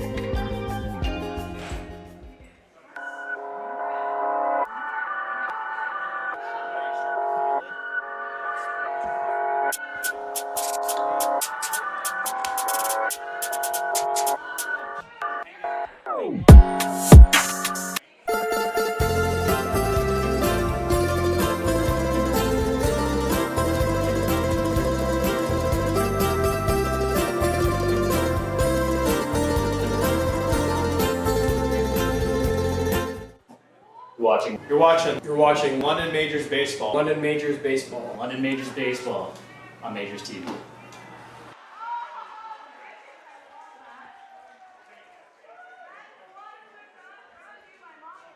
Welcome back to Labatt Memorial Park. Reece Doumani along with Matt Hiscox here in the Game Day London broadcast booth. Springer back out for his 5th inning of work, and Alex Springer is definitely appreciative of that 3 spot put up by his offense in the bottom half of the 4th. We've seen a lot of offense through those first 4 innings on both sides, really. In the first, Major scoring 2.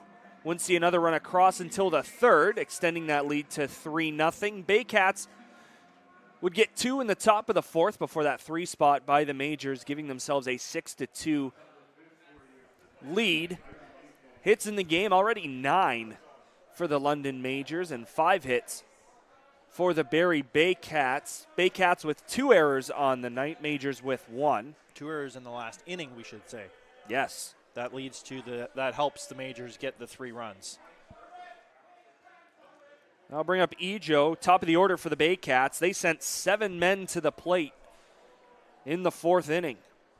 And we should give a little shout out. I got a text earlier from the fine folks down at the Chatham Barnstormers. They're watching in tonight, maybe taking a little hints from us, maybe trying to steal you back into the IBL here and get you going as play-by-play for the Barnstormers, maybe?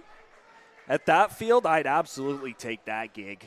That is going to be one nice ballpark when that team hits the field in 2024.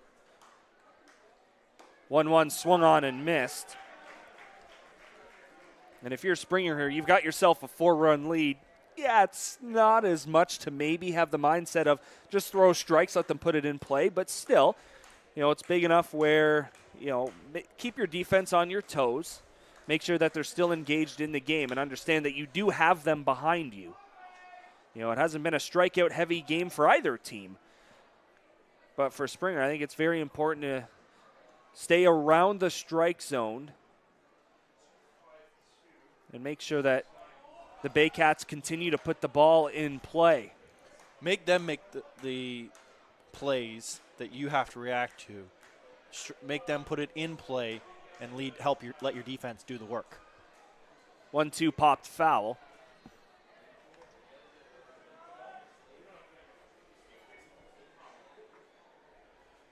Also understand that Chatham-Kent IBL franchise made a trip here to Labatt Memorial Park. Yeah, we had Dom Donnelly, Harry Muir, Don Menard. We had the whole organization here taking in, looking at that's right on what they can do for next year. We're really looking forward to seeing what the organization does, what their social does.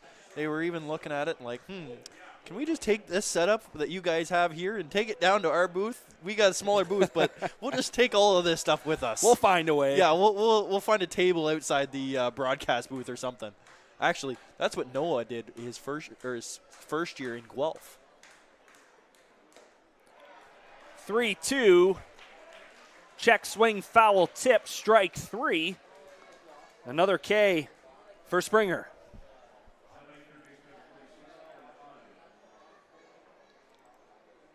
Another big strikeout for Springer. Just keep rolling, keep doing what you're doing. Don't worry about the scoreboard. Just keep focusing on your job and keep attacking these Baycats hitters. Now here's Adam Odd, 0 for 2. He has struck out and grounded into a double play. First pitch to him called a strike. Caught the outside edge.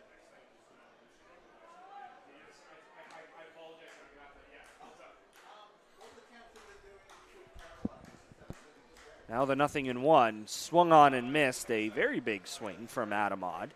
Comes up empty. And if you're the Baycats, you got to remember you can't get them all back in one swing.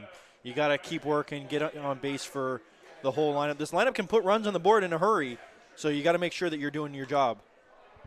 Ball lined into left field. That's a base hit. So a 1-out single for Adam Odd as he records his first hit of the night. And he puts himself on for the middle of this Baycats lineup. There is action in the Baycats dugout bullpen as Brad Grieveson is currently throwing. Not much urgency, but still getting himself loose following that rough inning for Benitez. You got to think that he's more. Benitez will go back out, and Grieveson will be in case of emergency if need be.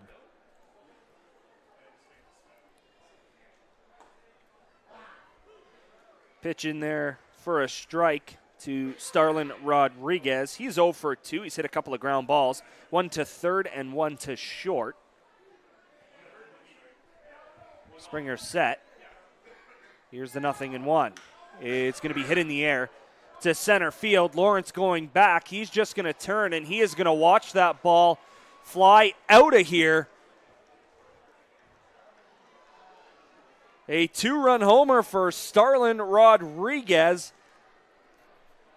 And that was to dead center, 402 feet. And it's a 2-run ball game. It's 6-4.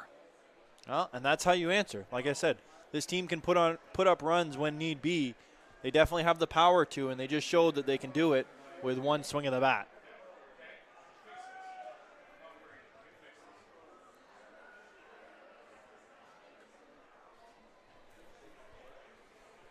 And it doesn't get any easier here with Ryan Rio.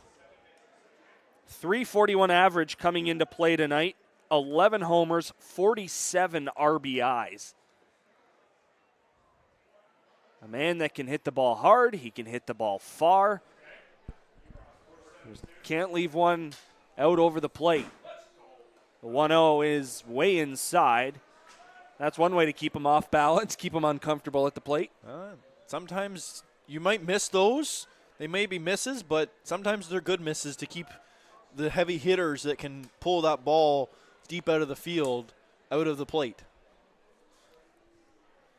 The 2-0, big swing and a miss, and he just tried to make it a 6-5 game with one swing of the bat. Yeah, there was no other doubt in that mind when he swung for that one. Here's a 2-1. It's up and in. And a good hitter's count here for the Baycats designated hitter. 3 balls, 1 strike. I remember one time, I can't remember if it was last year or 2 years ago, but the Baycats were in Brantford to face the Sox, and Rio hit a ball over the batting cages beyond the right field fence at Arnold Anderson Stadium. Now, that ball had a family, and he destroyed it. It's been a while since I've been at Arnold Anderson, but man, because you've got a set of bleachers in between that fence and the batting cages. Like, there's a solid, 50 feet's a good estimate, but at least 25 feet between. Would you say it's over the wooden fence here at Labatt Park? I would say that batting cage is the wood fence. I would say that. That's a fair statement. I think we saw these two earlier, didn't we? Correct. We saw these two at first base earlier this evening, and I think Kane followed it up with a home run. Look at you trying to make something happen.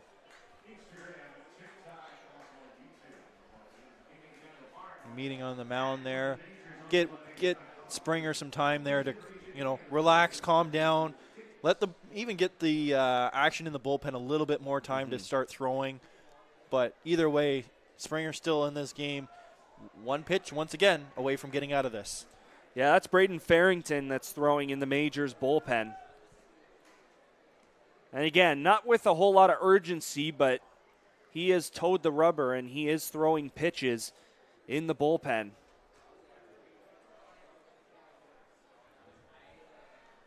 Again, kind of like Grieveson for the Baycats. He's an emergency situation here. First pitch taken by Ando, ball 1. Royce Ando being the tying run now in the 5th inning. And you've already seen Farrington kind of calm down his throws here in the bullpen. We can see it from here. Here's a line drive into left field, but it is going to be right at Joseph. Didn't really have to move. Came in a couple steps, but still able to make the play pretty easily. A hard hit ball by Ando, but it results in out number 2. No can of corn on that one, but no, he didn't have to move by any means. We'll bring up Hayden Jaco. 1 for 2. He is singled, and that hit came 1 inning ago in the 4th. Again, as mentioned, Baycats sending 7 men to the plate. Only plating 2, but still a productive inning for them offensively. Here's the first pitch from Springer. It is swung on and missed.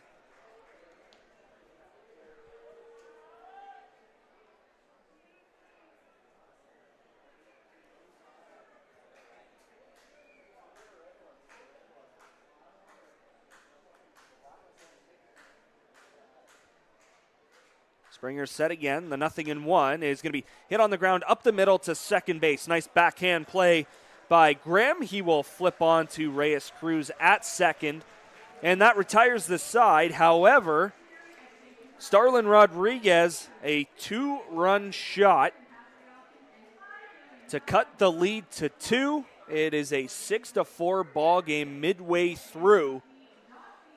And the Majors responded with 3 an inning ago. Let's see if they can do it again here in the 5th.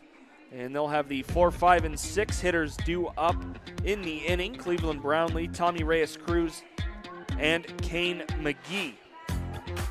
Home run threat, home run threat, home run threat. Yes. At least power, we'll say.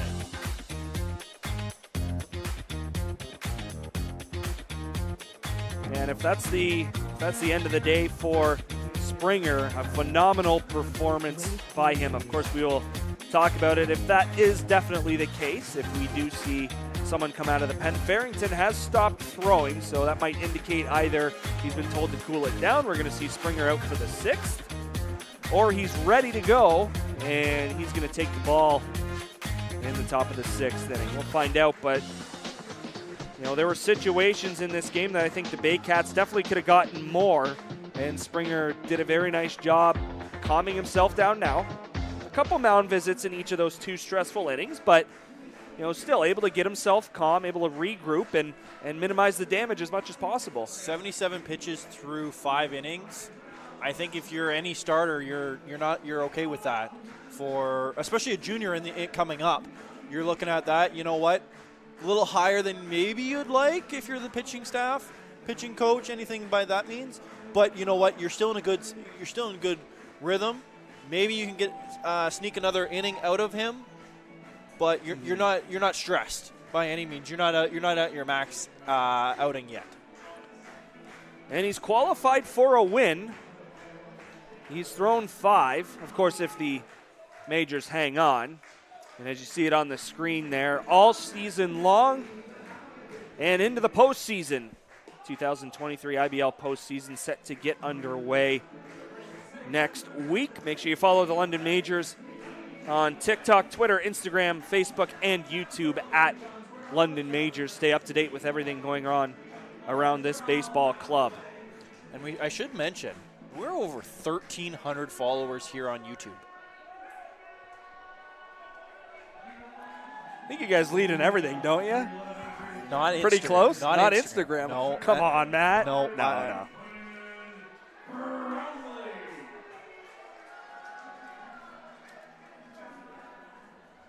No, Instagram. I believe is actually the Baycats that lead that one. All right.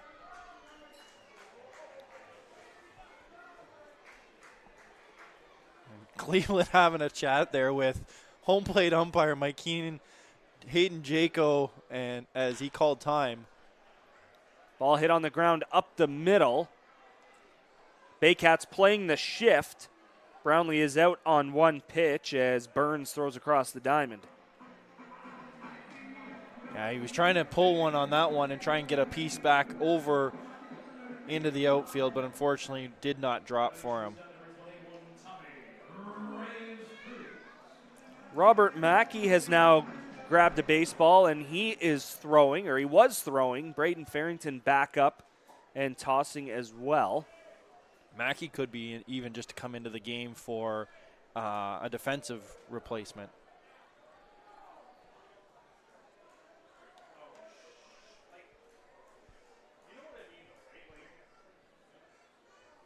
Here's Tommy Reyes-Cruz. He is 0 for 2. Does have an RBI tonight.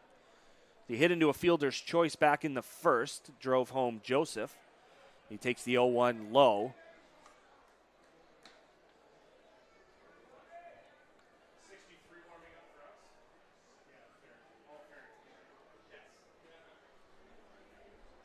Here's the 1-1 pitch. It is well inside. Tommy's got his dancing feet on tonight. That was bad. Definitely took a pretty good effort to get out of the way, I can tell you that. Now the 2-1 is way high, and he's put himself into a good hitter's count here. 3 balls and 1 strike. This is your first experience with our friends here, the Ballflowers. It is. Absolutely it is. And they've got everybody here tonight, we should say. 3-1, taken for ball 4. 1-out walk to Tommy Reyes-Cruz, and he is someone that can definitely make a difference with his legs.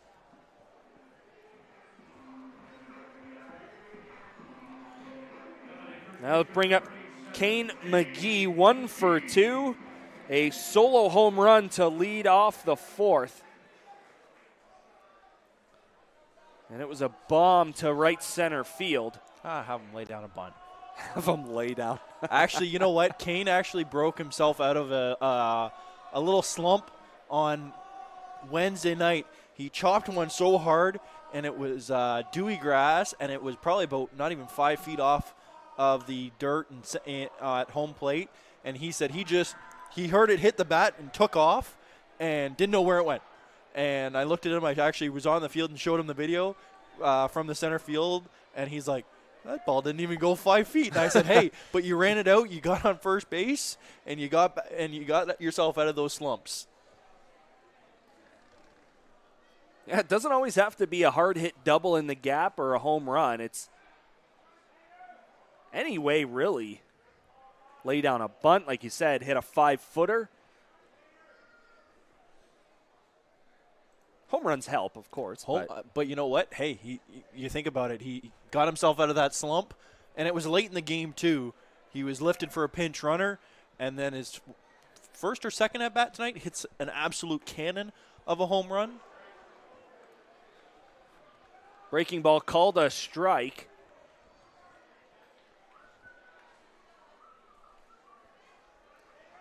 One-two count here to the Majors' first baseman.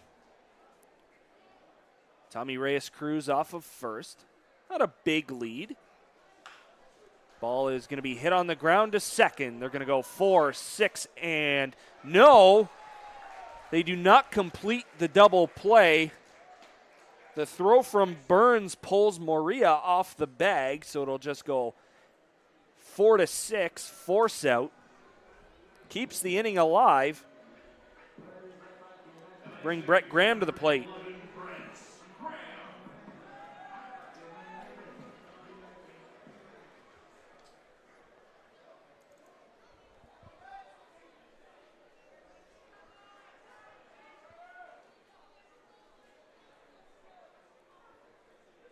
Graham 0 for 2. He's hit a couple of fly balls. Now he hits a ground ball here to short. Burns just going to flip on to second base. Ando there to receive it. They go 6-4 on the putout to end the 5th, and that is a good shutdown inning for Benitez and the Baycats. We head to the 6th. Majors up 6-4. You're watching London Majors baseball on Majors TV. Here we go. Believe me, you've never heard a talk show like this. I'm sleeping with Joe Carter. By the way, Joe did not touch them all. Yeah, I have to say, your voice is fantastic. Meet Smitty. Listen, I'm the brains here. And Mitty. And I'm the good-looking funny one. This is the Smitty Mitty Show.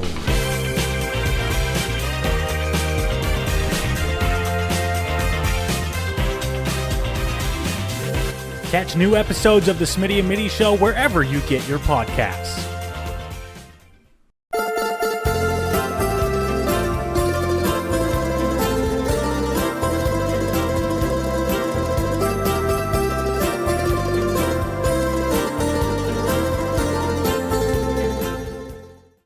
watching London Majors Baseball on Majors TV.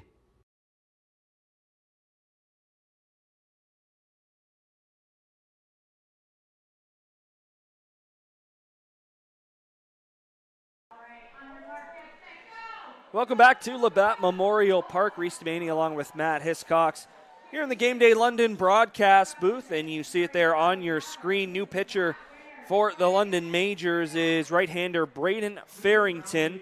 This will be appearance number 21 for him this season. ERA is not where you want it, but a 7.46 ERA for him. He's thrown 25 1/3 innings, surrendered 37 hits, 21 earned runs. He has struck out 15 and walked 7. He's also got a couple of saves thrown in there as well. A couple of plate appearance, I believe he's got a couple of pinch run opportunities in there. You know, the man can do it all apparently this year. Hey, versatility, man. Got to be able to do everything in today's game. Now, pitching and other stuff is not necessarily a thing, but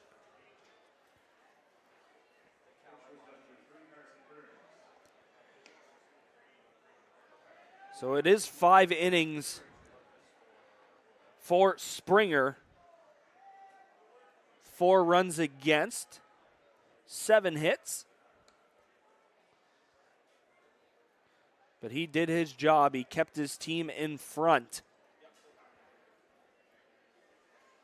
4 strikeouts for the Majors left-hander as well in this outing. And, of course, he is in line for the win if his team can stay ahead throughout the rest of the night. We got a break in the action here. Count as 1 ball and no strikes.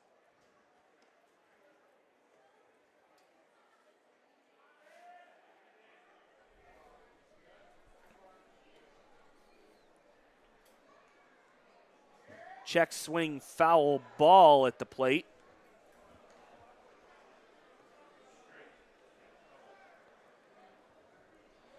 Carson Burns, Dom Maria, and Avery Tuck due up in the inning.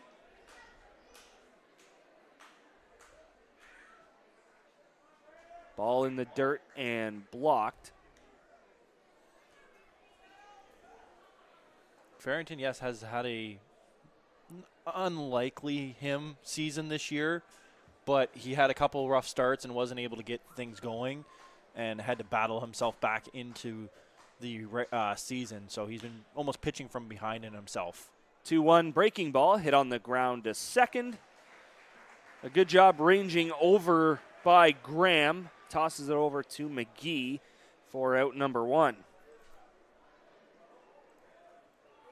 That was just a nice calm and smooth play by the Majors second baseman there. Brett Graham making it look very easy. You saw McGee kind of flinch over towards the ball. It was within range for him. As it looks like we're going to get a pinch hitter here for the Barrie Baycats. It'll be Victor Plaus, number 20. For the Baycats, so he hits in Dom Maria's spot. New arm, you hit better against the slow stuff, but not when you swing one like that for him for sure. I don't think he wanted to swing like that.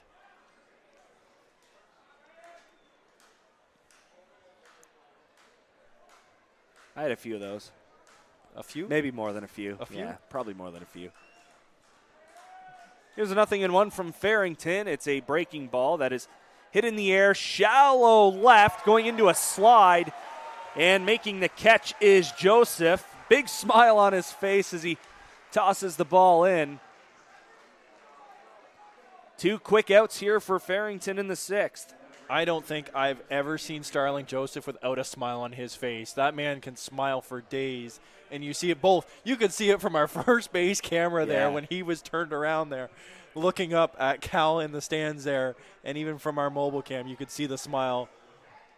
The man's smile radiates through this stadium. In the words of Gordon Bombay, it's a game. Games should be fun. I think he takes it to another level. But it's a fun level. It's not. Yes. He doesn't make a joke of the game. He has fun with the game. First pitch swung on and missed by Tuck. Number 9 hitter's 0 for 2. He is grounded out and struck out looking. Farrington set at the belt. The 0-1 is low. And if you're the majors, you're looking, hopefully Farrington can get you through the inning. There is more action in the bullpen with Robert Mackey warming up, but you're hoping that you're not using a lot of pitchers, and if you are, they're Tommy Reyes-Cruz or Keith Candell pitching again, because both of those guys can pitch.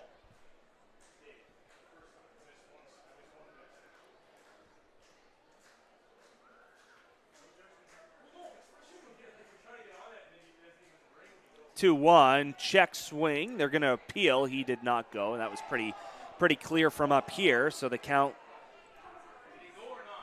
will run 3-1. 3-1 there.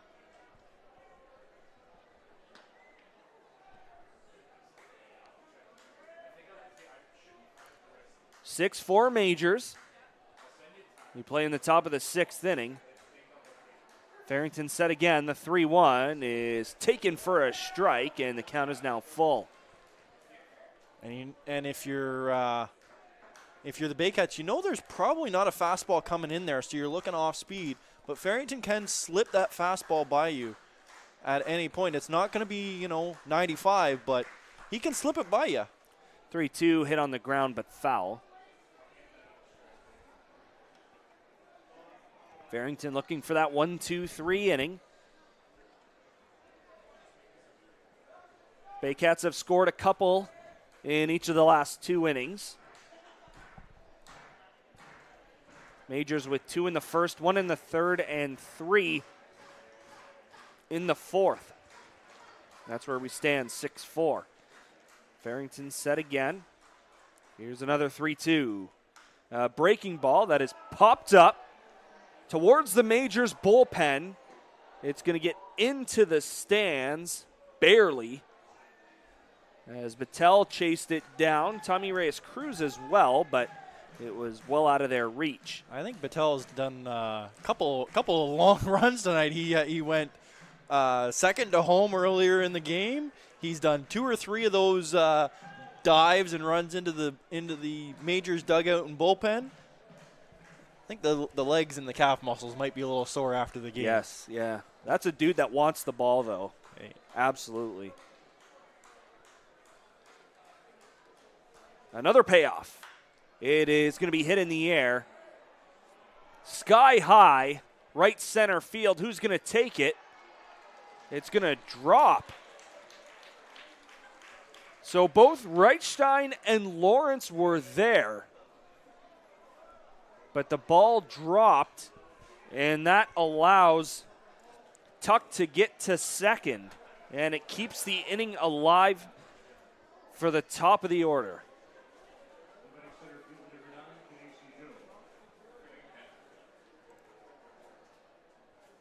Yeah, I'm not sure what happened on that one, if it was a miscommunication or they had both lost it in the night sky there with the lights and the stars. I'm not sure, but that's a tough one for the Majors. Well, they scored a hit,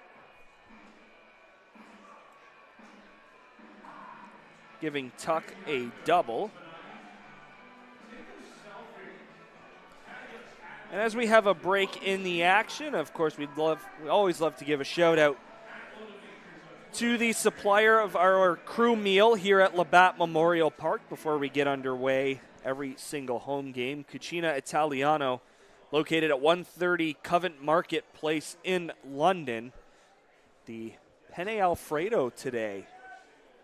A little bit of a request by me last Friday.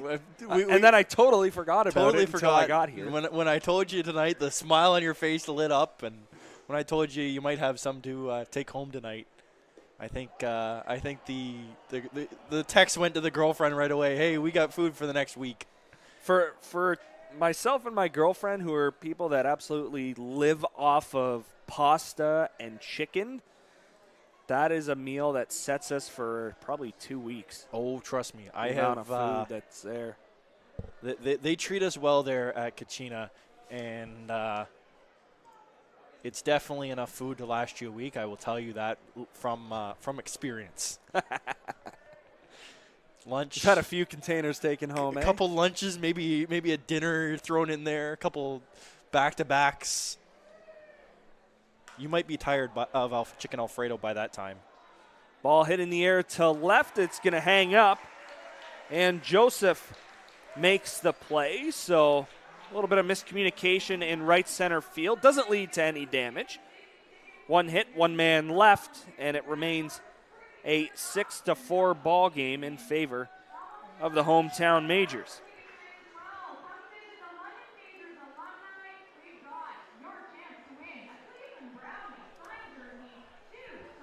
You take a look at the out-of-town scoreboard. Sox continue to lead it over the Hamilton Cardinals. It is now a 4-1 score at Bernie Arbor Stadium.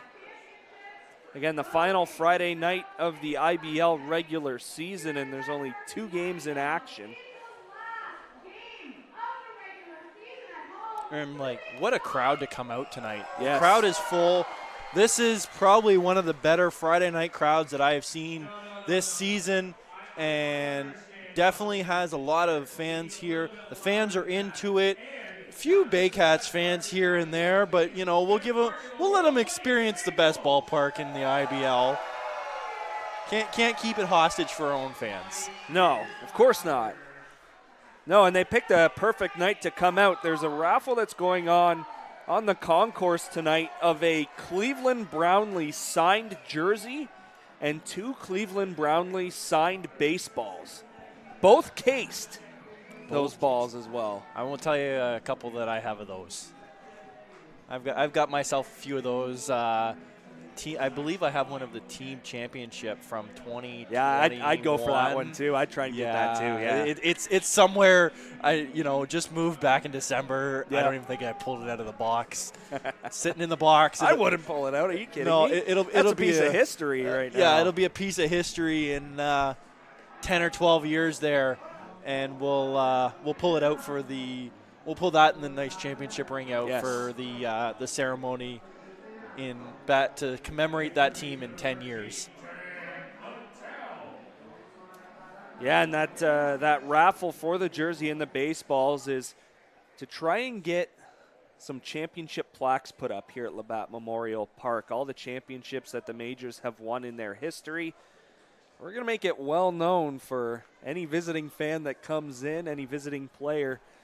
The Majors are a championship franchise, and they're going to try and put those championships on display around the ballpark.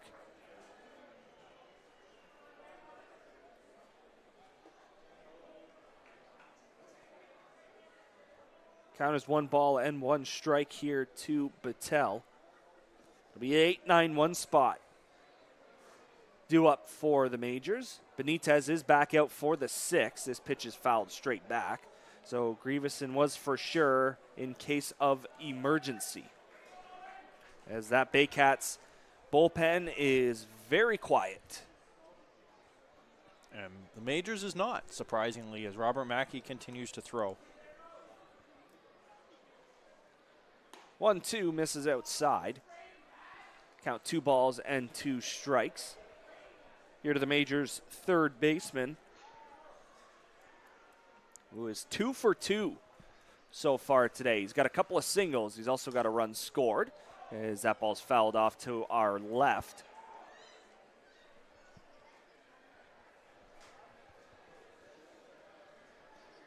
Yeah, you've got fans up the lines pretty well on both sides. And we're talking even beyond the bleachers. The 2-2 hit foul again. And that's the one thing about Labatt Park. You don't need to sit in a chair. There's places where you can bring lawn chairs and sit in lawn chairs.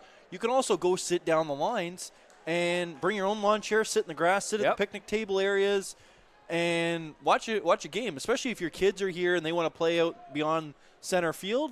Great area for parents to sit and watch.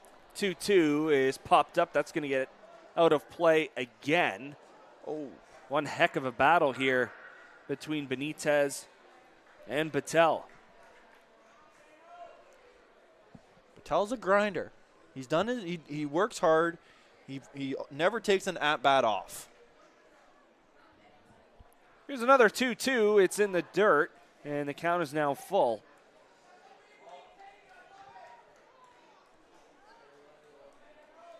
Battelle looking to get something started here. Need to start getting some insurance runs.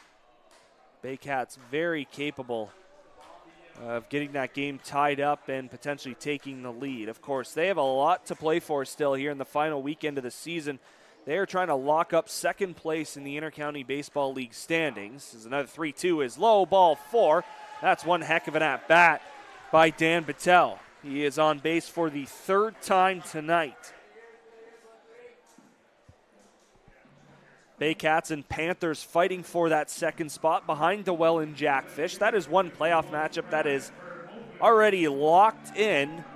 Jackfish and Red Sox.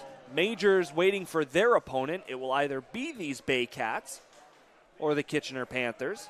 And if you're looking at fuel economy, you don't want the Baycats.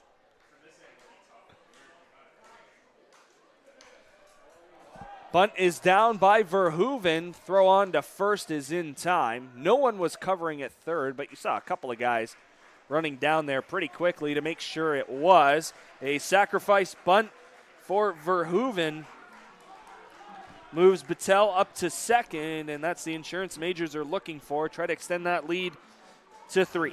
But that's a team play. That's not a selfish play by any means. That's a team play by Verhoeven there as he's able to lay the bunt down. Drew, we've already seen what happens when Drew can hit.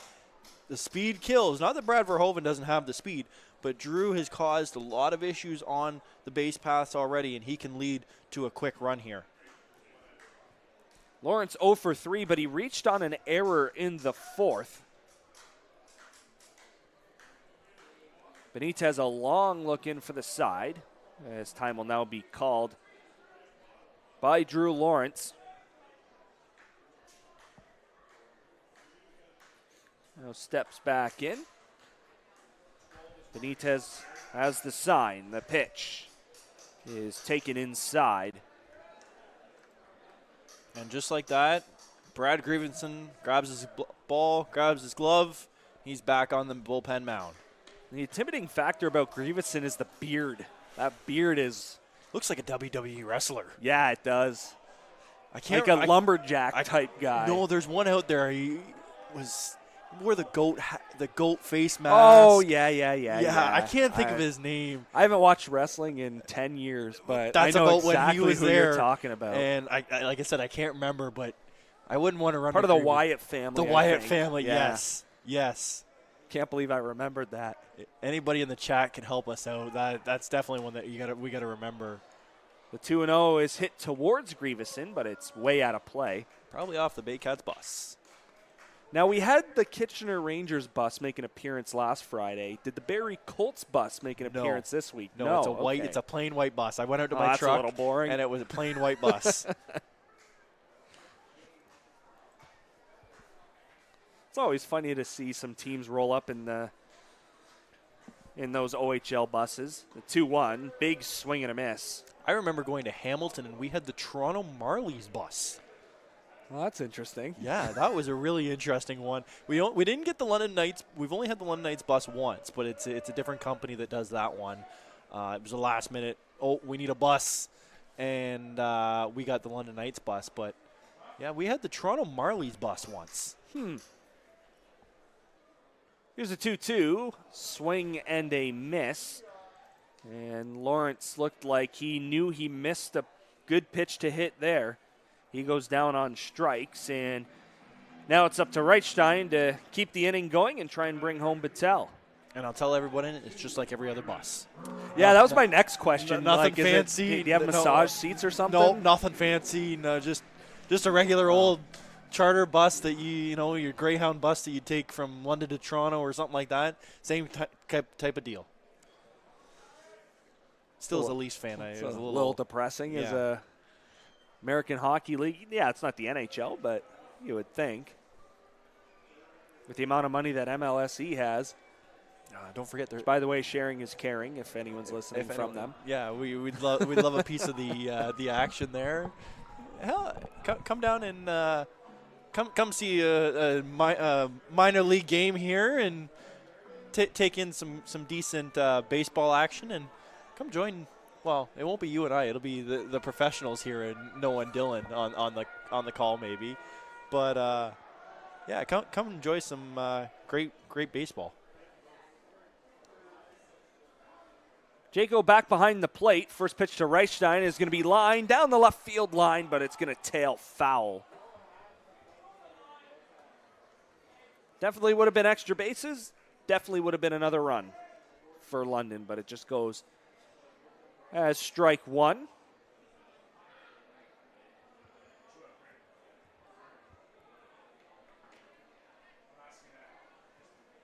Battelle the runner at second. Reichstein 1 for 3 in the game. Pitch from Benitez is taken for ball one. The lefty on righty matchup here. Reichstein and Benitez. A look back at second, the 1-1. Check swing, pitch was high, but he clearly did not go. No appeal either. It's 2-1.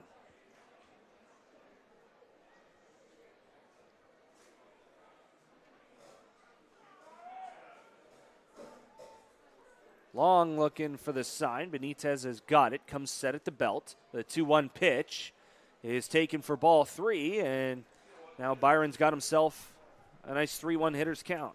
And just to confirm our little WWE action earlier, it's Bray Wyatt. Bray Wyatt, all right. Bray Wyatt. And he got the last name. And he didn't wear the goat mask, but it was the same family that wore the goat mask. I think he had a big green jumpsuit. Is that the same guy? That's probably not the same guy. No, it's the guy that wears the goat mask always with the jumpsuit. 3-1, not close. Ball four. Crowd gets its wish.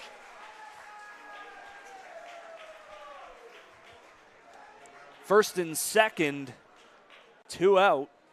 And we're going to get a break in the action here. We're going to get a mound visit from the Baycats dugout. Yeah, no, I can't say that I've been big into the WWE in a while. Actually, to be honest, since Raw 1000. And that was a while ago. So it's been a while since I've kind of been a frequent watcher of it.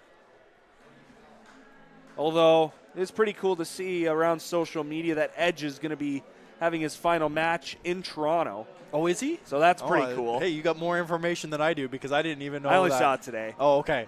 Okay. I usually get things about 3 or 4 days afterwards when it comes up on my Facebook or TikTok feed that, hey, this is happening. And it's like, oh, well, I wish I had to watch that. Yeah, and that's usually why I hear stuff late is because I don't have TikTok. So every time I send my girlfriend or my buddy a video, he goes, yeah, I saw this on TikTok. Well, I'll send it on Instagram. They'll be like, yeah, I saw this like 3 weeks ago. You know what? You're going to have to get on TikTok because our social media team in Steph Pavey and Andrew worked hard on one. We got a new one coming out, and this one might be – it's not a funny one, but it definitely has some comical time in it, and we took a little bit from the Buffalo Bisons on this one. All right. So you might have to get on this one. Just come support. come support your favorite team. First pitch to Joseph is popped up. Middle of the diamond. Second baseman Ando went out. He makes the play. So 1 pitch and 1 out. Joseph is retired, and that's how the 6th inning comes to an end. 6-4 Majors as we head to the 7th. You're watching London Majors baseball on Majors TV.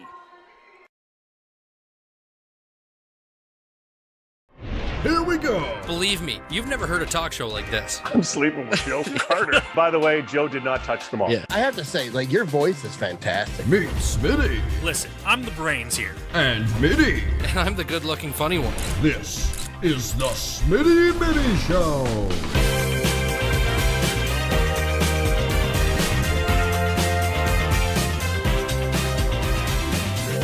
Catch new episodes of the Smitty and Mitty Show wherever you get your podcasts.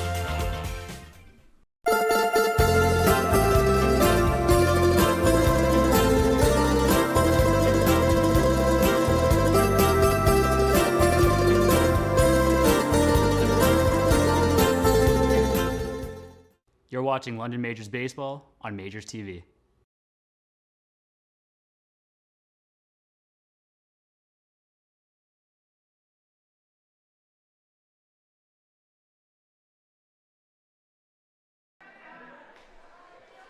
Welcome back to Labatt Memorial Park. Reece Doumani along with Matt Hiscox in the Game Day London broadcast booth. 6-4 Majors over the Baycats, and we have another new arm for the London Majors. It is right-hander Robert Mackey. All the way from British Columbia. It's one heck of a trek. Yeah. His 7th appearance of the season. He's thrown 14 2/3 innings. Surrendered 19 hits, 10 earned runs, struck out 8, walked 14, so that ratio is not exactly on par with what we're looking for. ERA at 6.13, however, he is in a big spot right now. Try to preserve this 2-run lead, get his offense back to the plate in the bottom of the 7th. There is action, though, in behind him as Jared Lund also continues to work away. So we'll see what the plan is here. Mackey, the IBL doesn't have the 3-batter rule. So maybe Mackey's in for 3 batters. Maybe he's in for a couple innings. Maybe Lund's just taking a little bit longer to get loose. We'll see what happens there. But either way, Mackey's in the game. Lund is warming in behind him.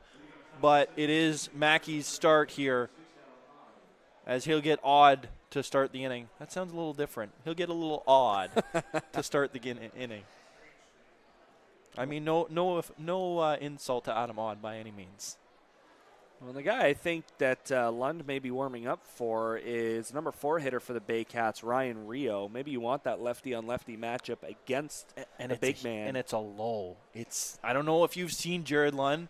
I've had the pleasure of watching him multiple times, and his back knee actually touches.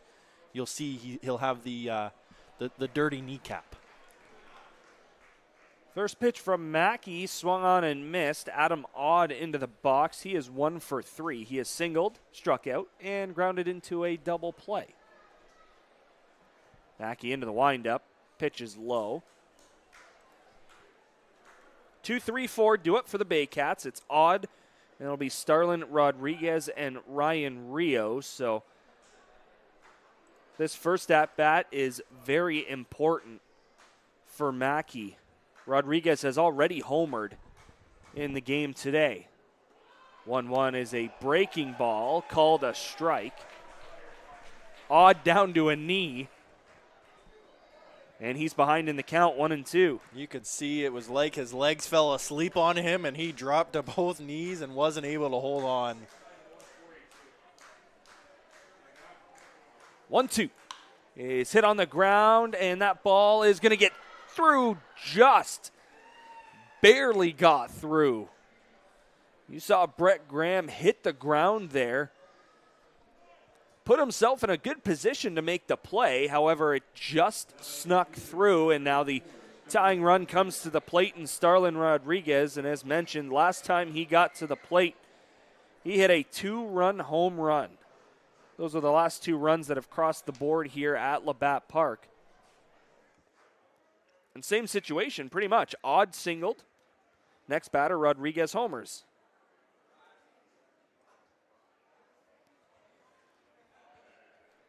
Mackey's got to keep the ball low. Again, in a situation here, you get yourself a ground ball. Infield set up for it. Outfield playing pretty much straight up against Rodriguez. First pitch is going to be hit on the ground. Nice backhand play, glove flip, but it's not going to work out.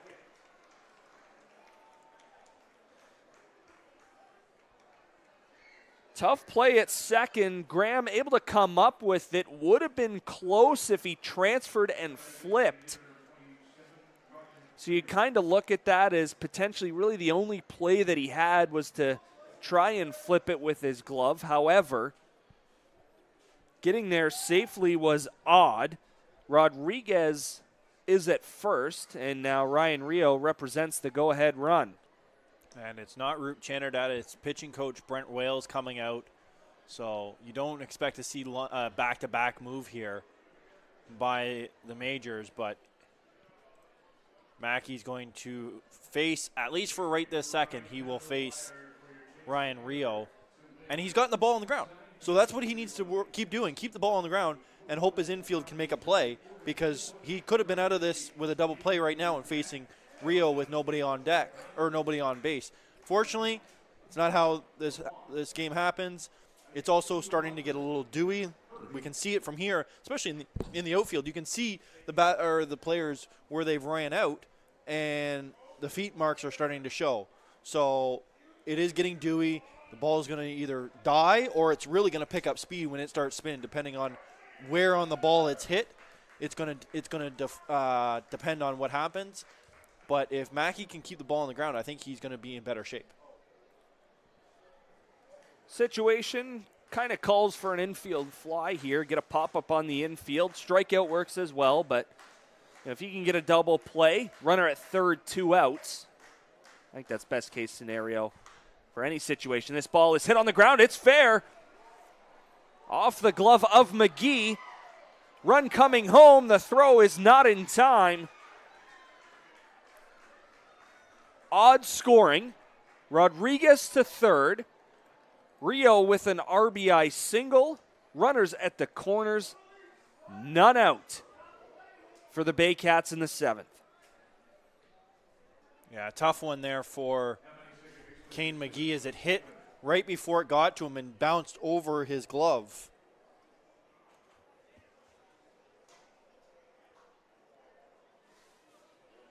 We'll see what the Majors are going to do at the infield here. We'll see Verhoeven go out in front, run through his signs. Corners will come in. Expect the middle to still play for 2, as it's only the tying run, not the go-ahead run at third currently. That's exactly what they're going to do. Actually, middle infielder is about halfway. The first pitch to Ando taken for a strike. Usually you'll see the middle infielders back a little bit closer to the grass. However, they are very much on the dirt. The ball has to be a rocket to them in order for them to come home. Or else they'll try and get 2 out of it, surrender the tying run. Count is 1 ball and 1 strike. Mackey looking in for the sign. He's got it, comes set, just above the belt. Here's the 1-1. It is swung on and missed. And now a favorable count here for the Majors right-hander. 1 ball and 2 strikes. Ando 1 for 3. Doubled and scored in the 4th. He is also lined out and grounded out. And I'm not sure. Tonight's ball game. We saw just after that at bat, the ball was thrown out of play there on the Baycats side, and it was Rio who requested it. So I'm hoping that our friend Patrick Melbourne can get us some information on why that one was thrown out. But I just looked at Rio's stats. I don't see any 200s, 300s, 250s on Rio's stats, so maybe it's something else, but that ball was thrown out just after Rio's at bat there.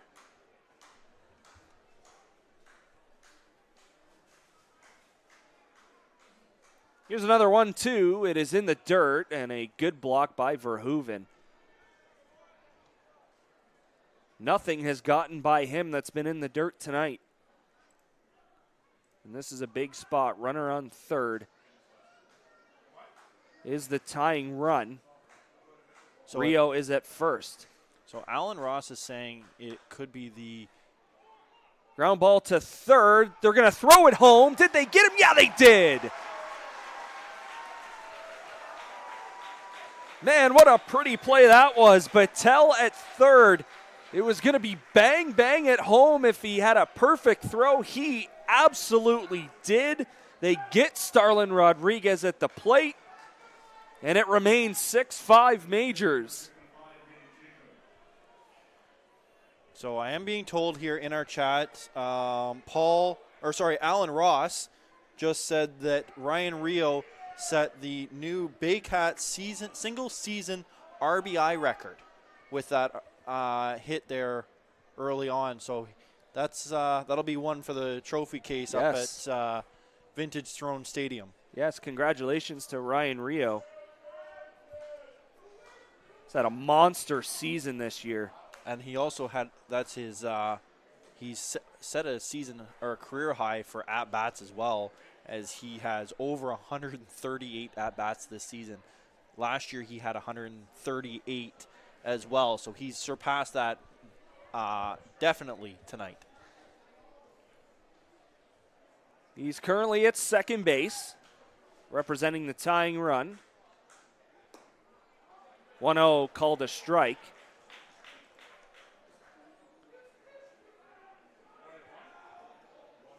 Don't worry, Alan. I've seen your message here. There's only two of us up here in the booth tonight, so we're not able to keep track 100%, but we are following along here in the chat. The 1-1. Inside and low, 2 balls and 1 strike. Jaco 1 for 3, singled in the 4th.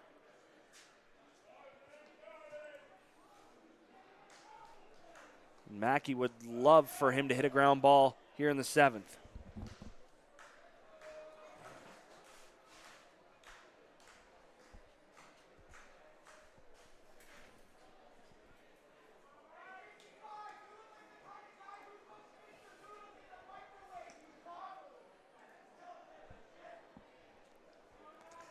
And Reece just got his first chirp That was by the ball flowers, and I couldn't understand half of it, but it was something about putting something in the microwave, and I'm not sure. 2-1 is hit foul and out of play down the right side. Something about putting something in the microwave, and I'm lost for words myself, because even I'm lost on that one.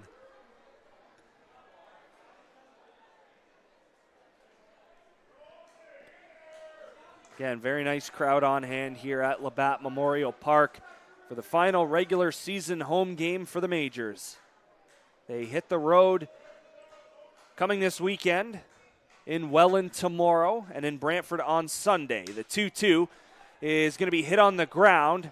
No chance at a double play. Very smart move by Graham to get the out at first. There are now 2 down, but tying run is 90 feet away, and the go-ahead run is now in scoring position. So still got 2 outs, but you still got to make sure that you make good pitches. But no ball has left the infield dirt, really, so it's definitely a possibility that Mackey can get himself out of this.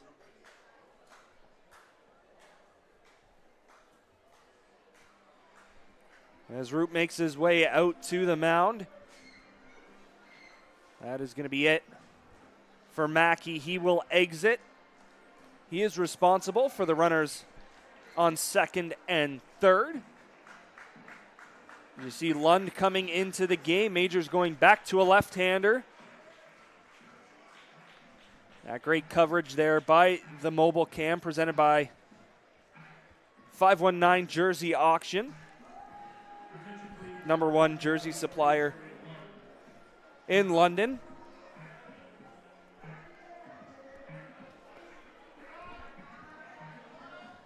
As Lund will get his warm-up tosses in, we'll take a little bit of a break and come back, see if he can limit the damage. 6-5, Majors lead it here on Majors TV. How do people feel about getting a Planet Fitness membership for $15 a month?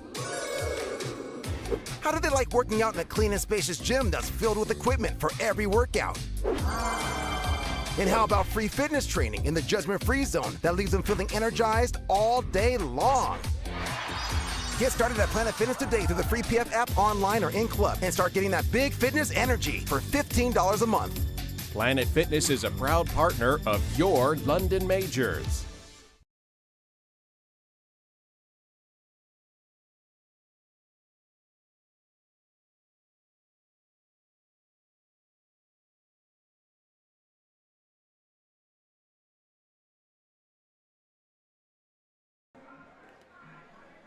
Welcome back to Labatt Memorial Park. Reece, Doumani, Matt Hiscox here in the Game Day London broadcast booth. See the left-hander Lund there finishing his warm-up tosses. It'll be appearance number 11 for him. Three of the 10 appearances so far have been starts. He's thrown 28 in the third innings, surrendered 31 hits, 18 earned runs.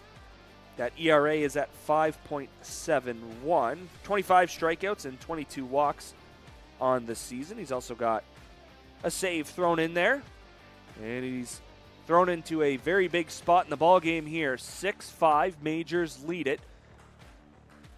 Tying run is Ryan Rio on third. Royce Ando, the go-ahead run on second. First pitch to Carson Burns is a ball.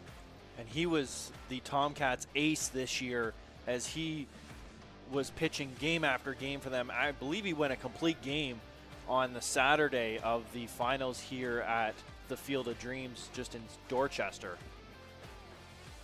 1-0 misses out.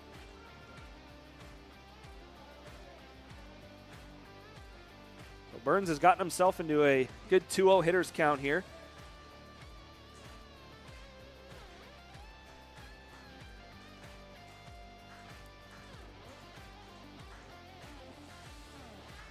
Now the 2-0 is in there for a strike.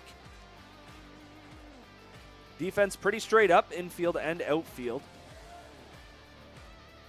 Graham shaded a little bit towards right, but not too much. McGee covering the line down at first. The 2-1 pitch is a beautiful breaking ball in for a strike. Essentially froze Burns on that pitch, and it's 2-2. And see what I mentioned to you earlier, how he gets that knee right down. It's a different look. It's a different angle. That ball is basically coming at the batter's hip level and stays flat and then just drops as it gets to the plate. The 2-2. Swung on and missed. Can't ask for anything else from a reliever than to shut the door. He does that and minimizes the damage. Baycats get one. It's now a one-run ball game, 6-5. Majors coming to bat in the bottom of the seventh, looking for some insurance. And that takes us to our insurance guy as we stretch here in London. Our insurance guy, Eric Gagne, with his insurance tip of the game.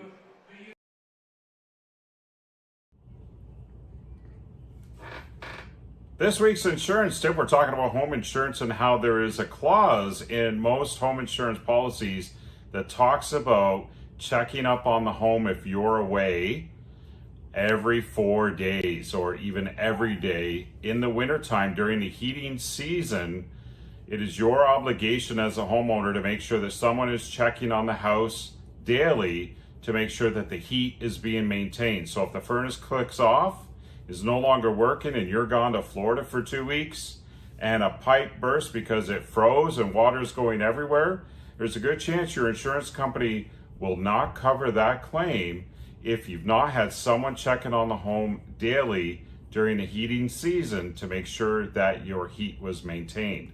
So, insurance tip, if you're going away, either make sure your water is turned off and your drains are drained. Oh, that was so...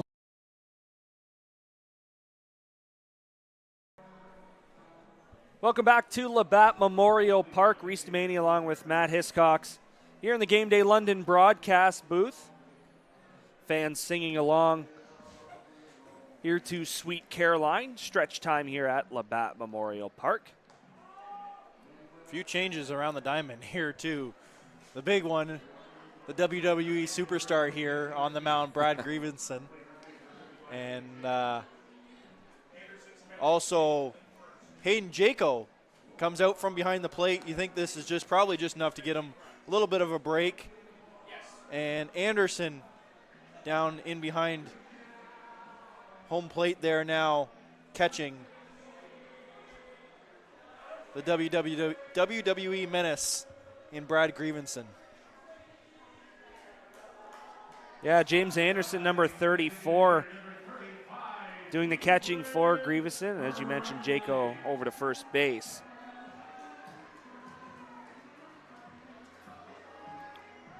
Cleveland Brownlee coming to the plate. Veteran on veteran here to start the bottom of the 7th.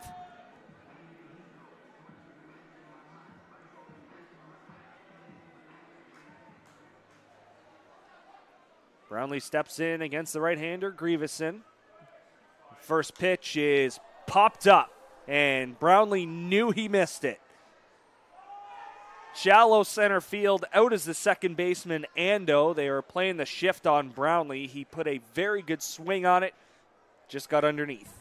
Yeah, tough one for Brownlee as he just sat on that one, but missed it by a second as you saw how high that one.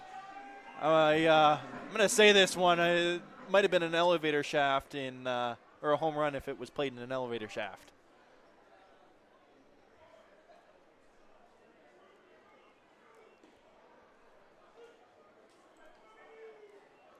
Here's Tommy Reyes-Cruz. He takes strike one.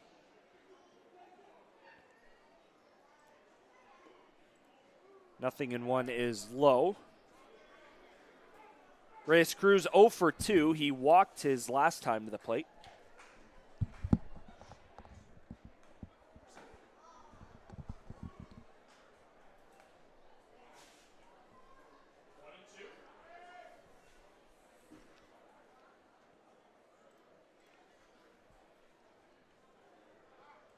Grieveson into the windup.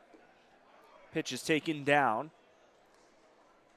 2 balls and 2 strikes.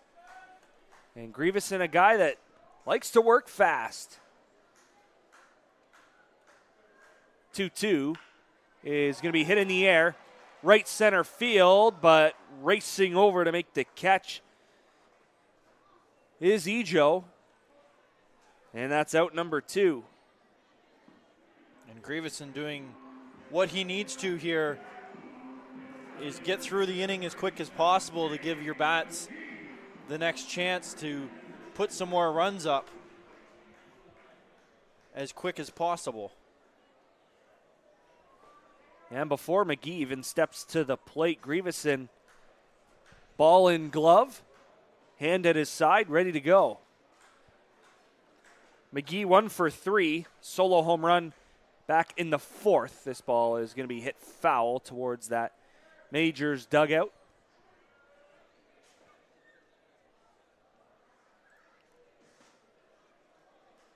If you're the Majors, you definitely have to look at slowing Grieveson down, because once he gets moving, once he gets right back on the rubber, he's just ready to go, ready to fire with the next pitch. The 0-1 taken outside. So slow the tempo, slow the pace of Grieveson. Call it time right about now. 1-1 pitch is going to be hit off of Grieveson. It's going to go out to second. Ando's going to make the play. That is the very popular 1-4-3 putout. And that's how the 7th inning comes to an end. Grieveson a 1-2-3 7th. We head to the 8th. It's a 1-run ball game here in London. 6-5. Majors lead it over the Baycats. You're watching London Majors baseball on Majors TV. Here we go. Believe me, you've never heard a talk show like this. I'm sleeping with Joe Carter. By the way, Joe did not touch the ball. Yeah, I have to say, your voice is fantastic. Meet Smitty. Listen, I'm the brains here. And Mitty. And I'm the good-looking funny one. This is the Smitty Mitty Show.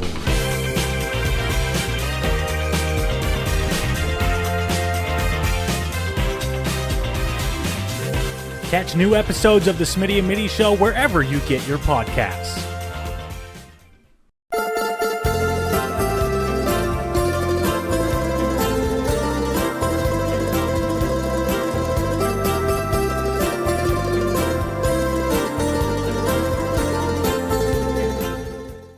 You're watching London Majors Baseball on Majors TV.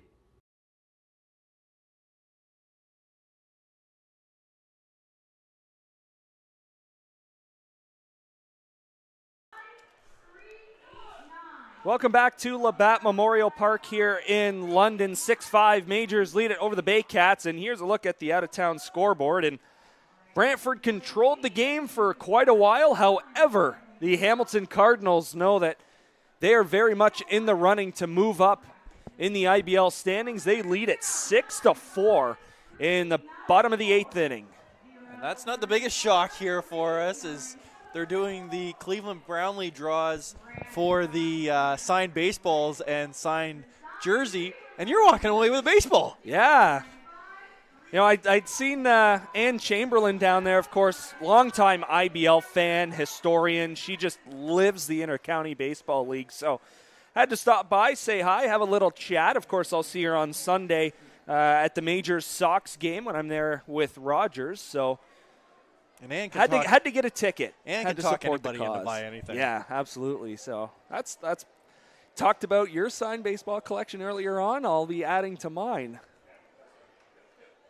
As we get ready to start the 8th inning,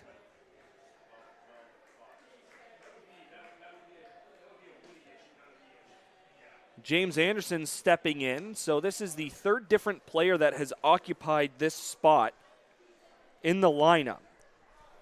Started off Dom Moria. Victor Plauz came in to pinch hit for him. And now it is James Anderson occupying the 8th spot in the Baycats lineup. When you have the versatility, you can use it. Pitch called a strike, count is 1-2.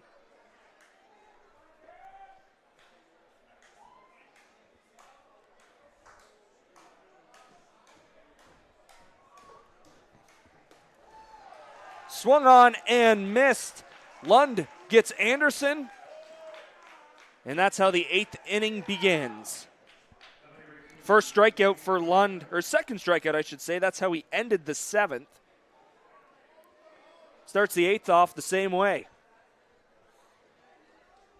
And when you come into a game like this, that's how you want to do that. You want to get in, strike guys out, get outs as quick as possible, get your team back up to the bat.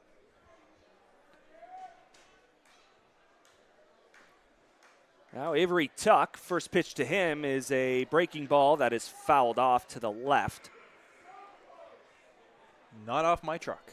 That was over in the parking Yeah, lot. what's up with you parking down the right field line now? Safer. Oh, okay. I find when the bus comes in, it parks kind of right in the way. So it's really got to clear the truck or clear the bus to hit my truck, and with the baby on the way, I can't afford a broken window. So, like I said, I was fine over on the other side, but in this way, I don't have to walk as far. 0-2 is going to be hit on the ground. Second base, Graham up with it. Throws on to first in time to get Tuck. And those are 2 quick outs by Lund. That's what you need to do when you're, like I said, when you get into as a reliever, get in, get out, and get as soon as possible. And I think we might lose you in between innings here to go get your signed ball here. You're getting a little giddy. I never win anything. Oh, well, you're going to have to run down there and get your signed baseball. Maybe the fans will have to take me for a little bit here. Yeah, you can entertain them, Matt. We got enough commercials to play, right? First pitch outside to Ejo. Top of the Baycats order.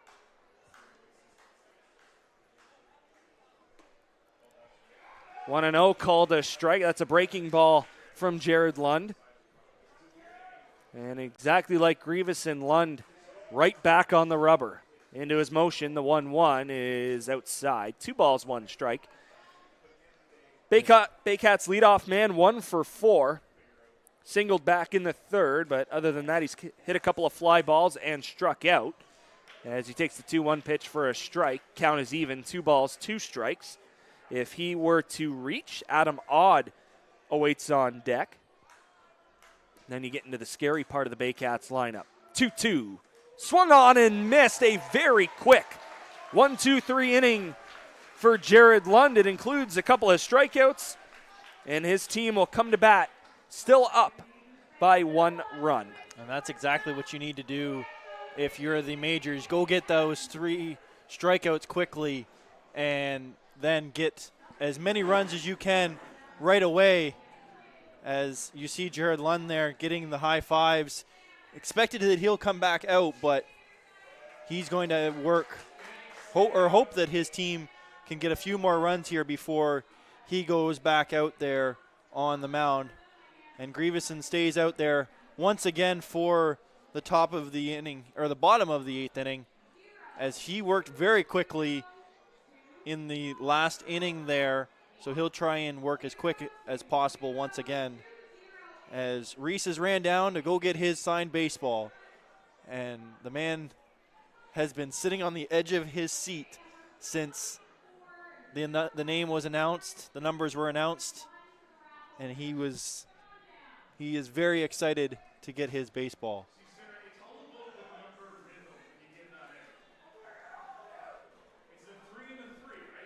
And looking at the Majors dugout right now, everyone's up, everyone's moving.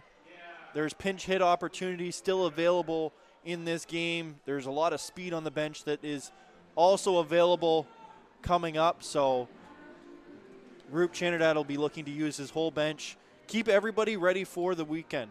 Everyone's going to want to get as many at-bats, get into this game if they are needed. But some fans are a little colder than others. Everyone's able to move around still if you're the players, but if you're enjoying the game sitting in your seat, it's not as warm as those summer days that we had a couple weeks ago, as the blankets and sweaters are definitely out throughout Labatt Park. As Brett Graham will step into the box here for his at-bat, as Reece comes up with a smile on his face and his new baseball in hand. And I'm sure we'll see a photo of that on Twitter later on tonight.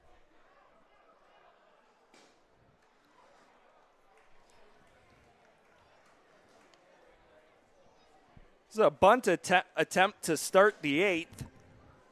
It results in out number 1.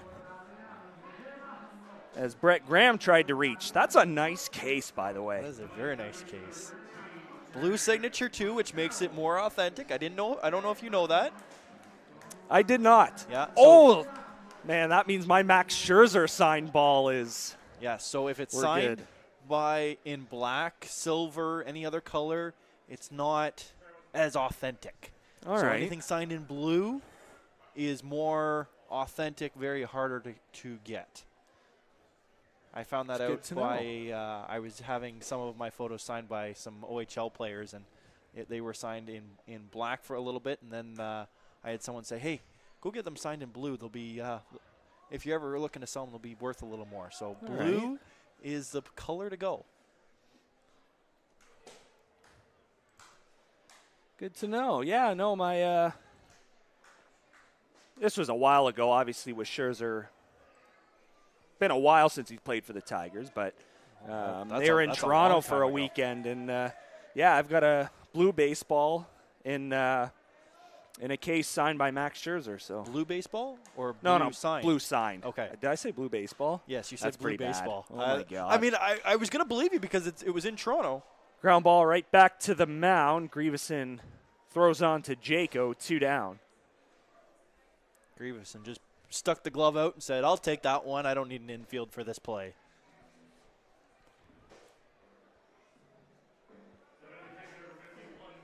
But yeah, if it's signed in blue Sharpie, not a blue baseball. Yes, yes. It is worth more. Yes. And more authentic when you go to get it authenticated or anything along those lines.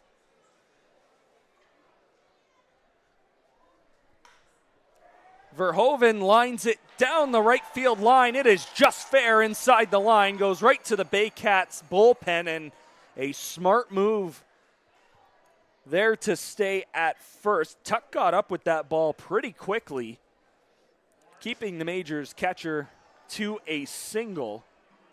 That's his second hit of the night.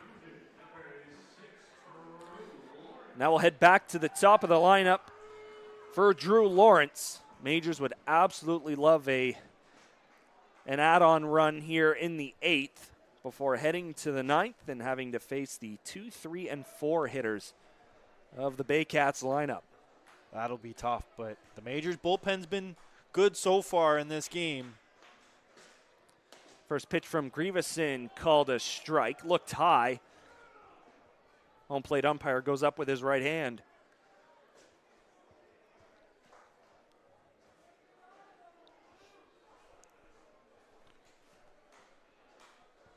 The 0-1 pitch to Lawrence is going to be fouled straight back, and he's behind no balls and 2 strikes.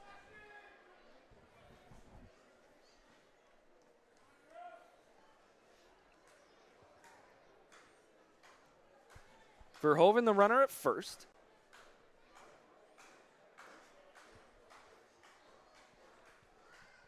The 0-2. Swung on and missed. Lawrence goes down on strikes for the 3rd time tonight. And we will head to the 9th. 6-5, Majors lead it. You're watching London Majors Baseball on Majors TV. Go beyond the scores and get to know the athletes who call the Forest City home. Joseph crushes one. Game Day London brings you in-depth stories and conversations about London's major teams and the athletes. Whether it's in the rink with the Knights or on the field with the Majors, Game Day London has you covered from the start. For fresh and engaging sports coverage, visit GameDayLondon.com, a proud sponsor of Majors TV.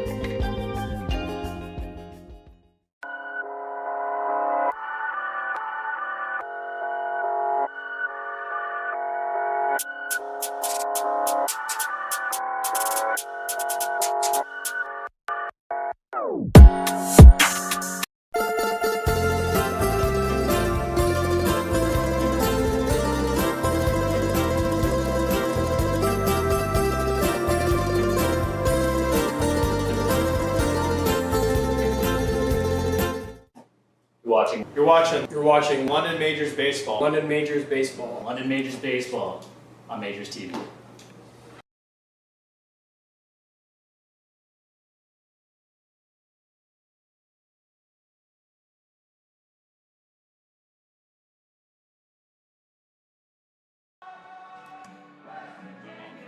Three outs is all the Majors need to close this one out against the Baycats. Reece Doumani along with Matt Hiscox here in the Game Day London broadcast booth. And it's up to Jared Lund to continue to do what he has done so far in this outing. He has faced 4 batters, gotten them all out, 3 of them via the strikeout. And there's not a tougher part of the lineup that you could be facing right now. But you know what? He's an ace. He's done his due diligence in the minors. We'll call it the minor leagues here with the Tomcats. It is. Yeah, that's a fair assessment. It's the minor leagues. He's done his due diligence. He's been in situations like that where he's had to be the ace where there's nobody else behind him. And he can do this before. He can do it again. It is a tough lineup, but he also realizes, and his team also realizes that, hey, if we end up facing these guys in the first round, this is huge. If we beat these guys tonight, that's a lot of power in your mental state to beat these guys and have to face them in the first round. First pitch to Adam Odd is a ball. Yeah, this part of the lineup has totaled 7 hits tonight. Baycats as a team have 11. As this ball is going to be lined into center field, going into a dive is Lawrence. He is unable to make the play. A phenomenal effort by the Majors center fielder, but he can't come up with it, and the tying run is on first base. That is the 3rd single of the night for Adam Odd, and they have come in each of his last 3 at-bats. And that's a tough one. That drop just in front of Drew Lawrence there. And he's still battling a little bit himself there after his last at-bat. He has been battling himself. He needs a big play. He needs his teammates to pick him up here and hope that that doesn't come back and allow the Baycats to tie this game, or he could get into himself even more before playoffs. You want him to go in to the playoffs in the best state possible. I'll bring up Starlin Rodriguez. He is 2 for 4. A 2-run homer in the 5th and a single in the 7th.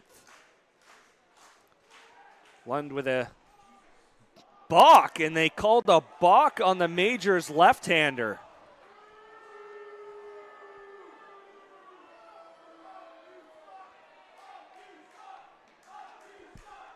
You can hear what the crowd thinks of it. But that puts the tying run in scoring position. A balk, still something that is like balls and strikes. There's just, not that there's zero tolerance for it, but it's one of those you just can't argue. Yeah, and you saw Jared, he looked at the umpire and said, hey, what did I do here? Like, I'm just trying to figure out what I did. And the home plate umpire told him, but that was it. It was done. Now Roop Chanderdat's out at the mound here talking to the whole infield. But you can see on our camera here, he's not talking to Jared, he's not talking to Brad, he's talking to the whole infield. Hey, pick your team up here. You guys want to win this game. You want to go leave these fans happy before going into playoffs. This is the time to do it. Be strong, work hard, and pull this out together. Maybe a few other words in there, but you can definitely tell that Roop is very passionate on himself when it comes to this type of game. And if I'm not mistaken, I think I just saw the home plate umpire eject someone from the Majors dugout. Yeah, and you see Roop Chanderdat's also there, but I'm not sure who has been ejected.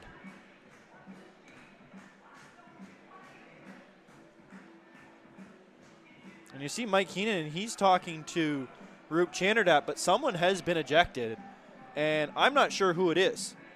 And Roop's not happy by the facial expression there by any means, but both gentlemen will go their way as I look down to see who's missing from the bench, and it might have been third base coach Steve Cochran? No, Cochran's still there, so I'm not sure. Maybe it was somebody in the dugout that was ejected, but somebody, you had a better eye than I did that someone may have been thrown out. And it was very subtle, too. It not like it was anything major when it came to the ejection.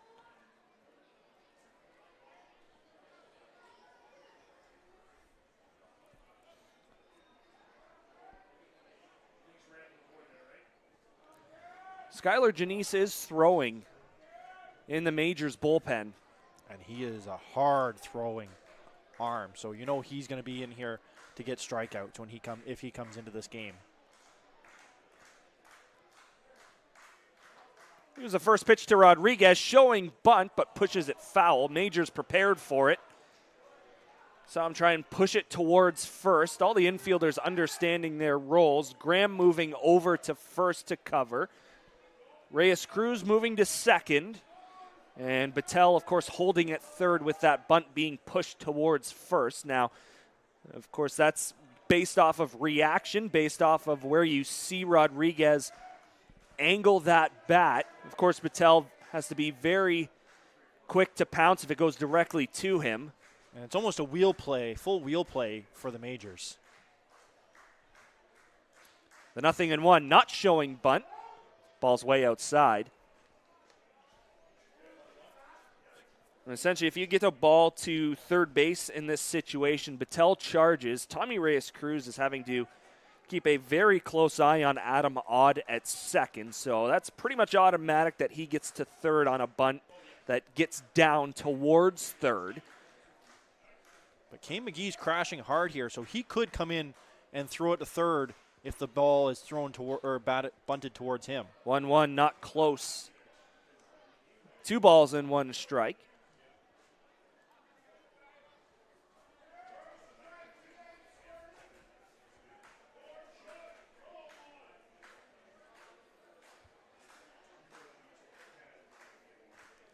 Lund having to deal with a base runner for the first time in the game today.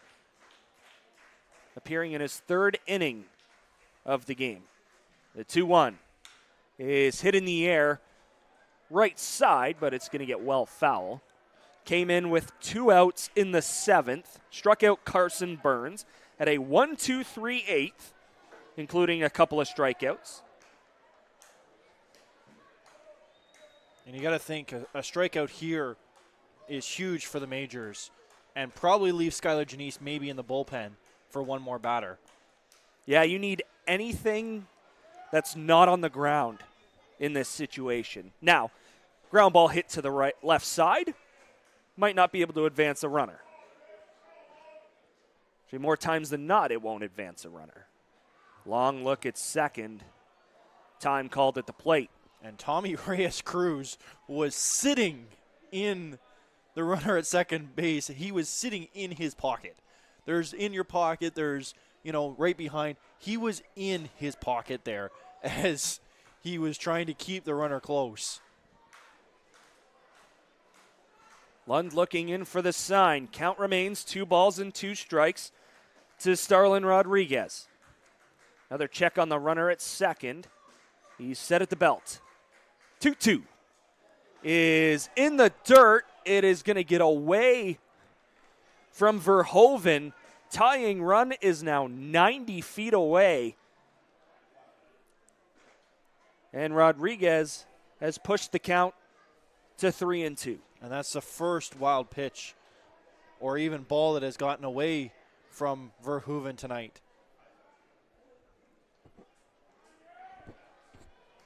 So backs the fielders or the infielders up a little bit on the corners, but it brings the middle infield in on the play. Infielder's going to try and cut the run down at home. Outfielder's still pretty straight up.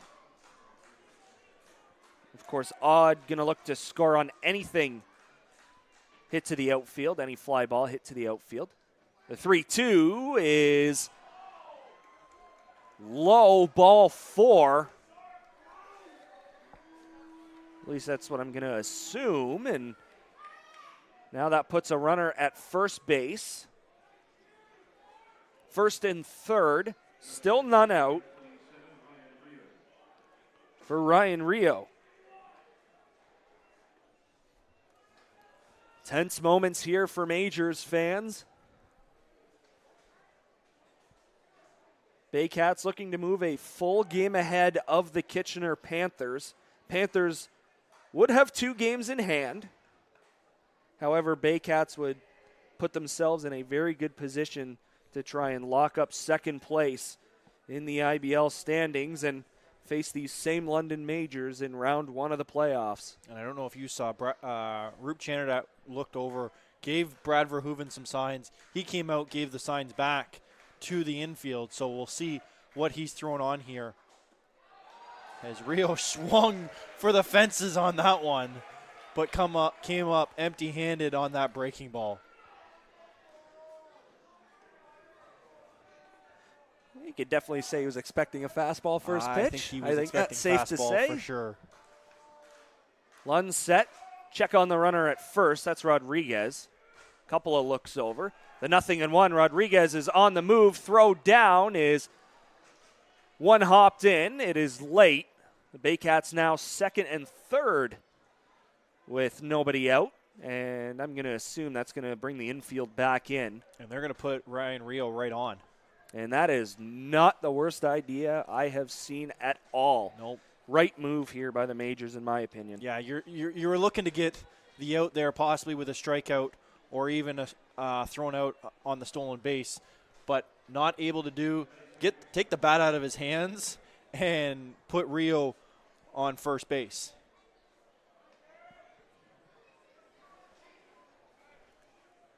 Odd at third. Rodriguez at second, Rio at first. Infield is in. First pitch is in the dirt and blocked by Verhoeven. Royce Ando looking to get the job done. Ando 1 for 4. He doubled and scored back in the 4th inning.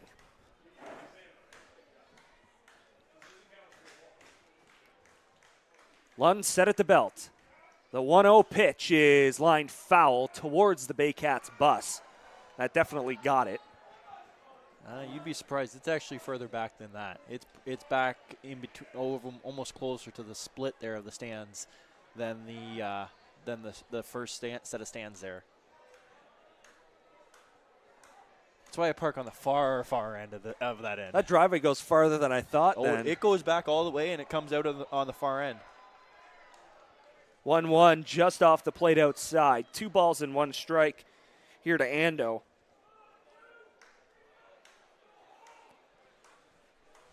Pop-up would be great. The 2-1 in there for a strike, and that's a perfect position for that pitch. And interesting here, look where Hayden Jaco is. You can see him actually on our center field camera there on where he's watching these pitches come in. He is 5 feet out of the dirt there behind home plate. An Adrian Beltre situation when he got in trouble for being that far. He's got to be close, though, in case the ball's coming in.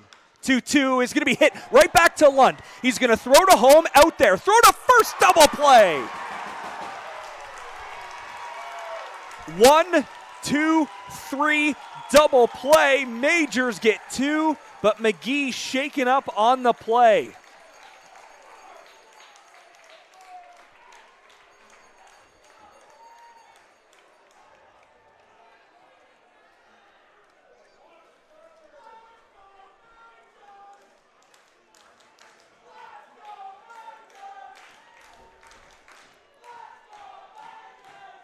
McGee getting checked on the grass in between the pitcher's mound and first. Now, and as that happens, Baycats are actually going to pinch run for Rio. They do have a couple options. They've got Noah Williams, who is a lefty version of Kane McGee here, and you've got Judd Walker, and it's going to be Noah Williams that comes out. This has been McGee was hurt earlier on. Let's be honest here. Yep. He was hurt on that Ryan Rio play. And you see him coming off with Alex Colson there. But Noah Williams comes into the game to play first base. What a time to come into the game here.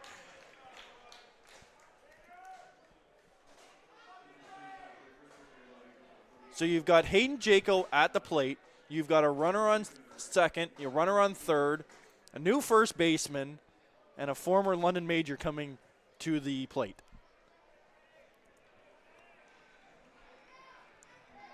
Still probably doesn't relieve any of the tension that the Majors fans have. However, that 2 underneath the outs column is definitely feels a little bit better, that's for sure. And I think that's Evan Souls, by the way, running at second base for Ryan Rio, who is now the go-ahead run. Souls is a pitcher, if I'm not mistaken. I'm trying to look at 40s on their lineup. And Jaco has also been elected to just go stand on first base. We'll take the out at any base that we can get. So it's runners on all 3 here. 2 out, 1 run game. You feel the tension here? Man. I think where's the knife blade that we can start cutting slices off? Was that 47 at second base potentially? I believe it's 47. 47, okay. Here's the first pitch from Lund. It is going to be fouled straight back. Carson Burns is to the dish. Yes, 47 is at second base here. 47 will give us Brad McQuinn. That makes a little more sense than Evan Well, I'm Souls looking on the lineup card, and he's not even listed on here. That threw me off for a second. Here's the 0-1. It is in the dirt and blocked. Verhoeven has to be a brick wall behind the plate here with the tying run 90 feet away. Yeah, I just kind of looked out. I saw the 4. Couldn't tell what that other number was. Turns out it's a 7, so. That's why we have technology, though. Absolutely. Usually we have a set it of binoculars. Fails us sometimes, but. Usually we have a set of binoculars here, but yeah. I'm not sure where they went. So that's on you. No. Hey, I'll take that one. Count is 1-1. Here to Burns. Pitch from Lund is ball 2. Went to the breaking ball again. Matchup, of course, favors the Majors left-hander with the lefty Burns in the box. He is 0 for 4. Reached on an error in the 4th inning. He was also a strikeout victim at the hands of Lund, his first batter that he faced when he came into the ball game as he delivers strike 2. Count is 2-2 as the fans come to their feet here at Labatt Memorial Park. Bases loaded. 2 outs. 6-5 Majors. And Lund will step off. Making sure that runner on third base doesn't get too far. Keeping them close. Doesn't really matter, but he's got to make sure that if a ball hits the ground and there's any error, you don't want any chances. Fans are ready to erupt. The 2-2 is popped foul out of play, and we'll do it again.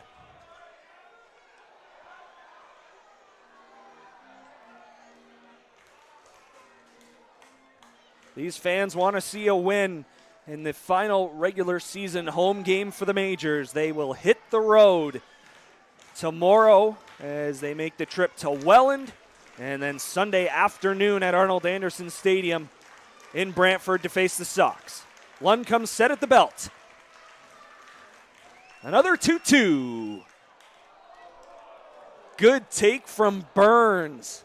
And the count runs full, meaning the base runners will get a head start. Rodriguez is at third. He's the tying run.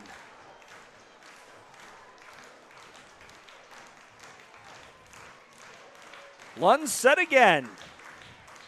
The 3-2. Swung on and missed. Ball game over. Jared Lund shuts the door. No runs across in the ninth. Majors hang on for a 6-5 win. And you could feel the exhale in an open stadium. The air came out of everyone's lungs there as they all went. The victory for the Majors. Lund comes in, ice cold in his veins, yes, but gets the bases loaded as he gets the big hug there from the team there. But what a win for the Majors.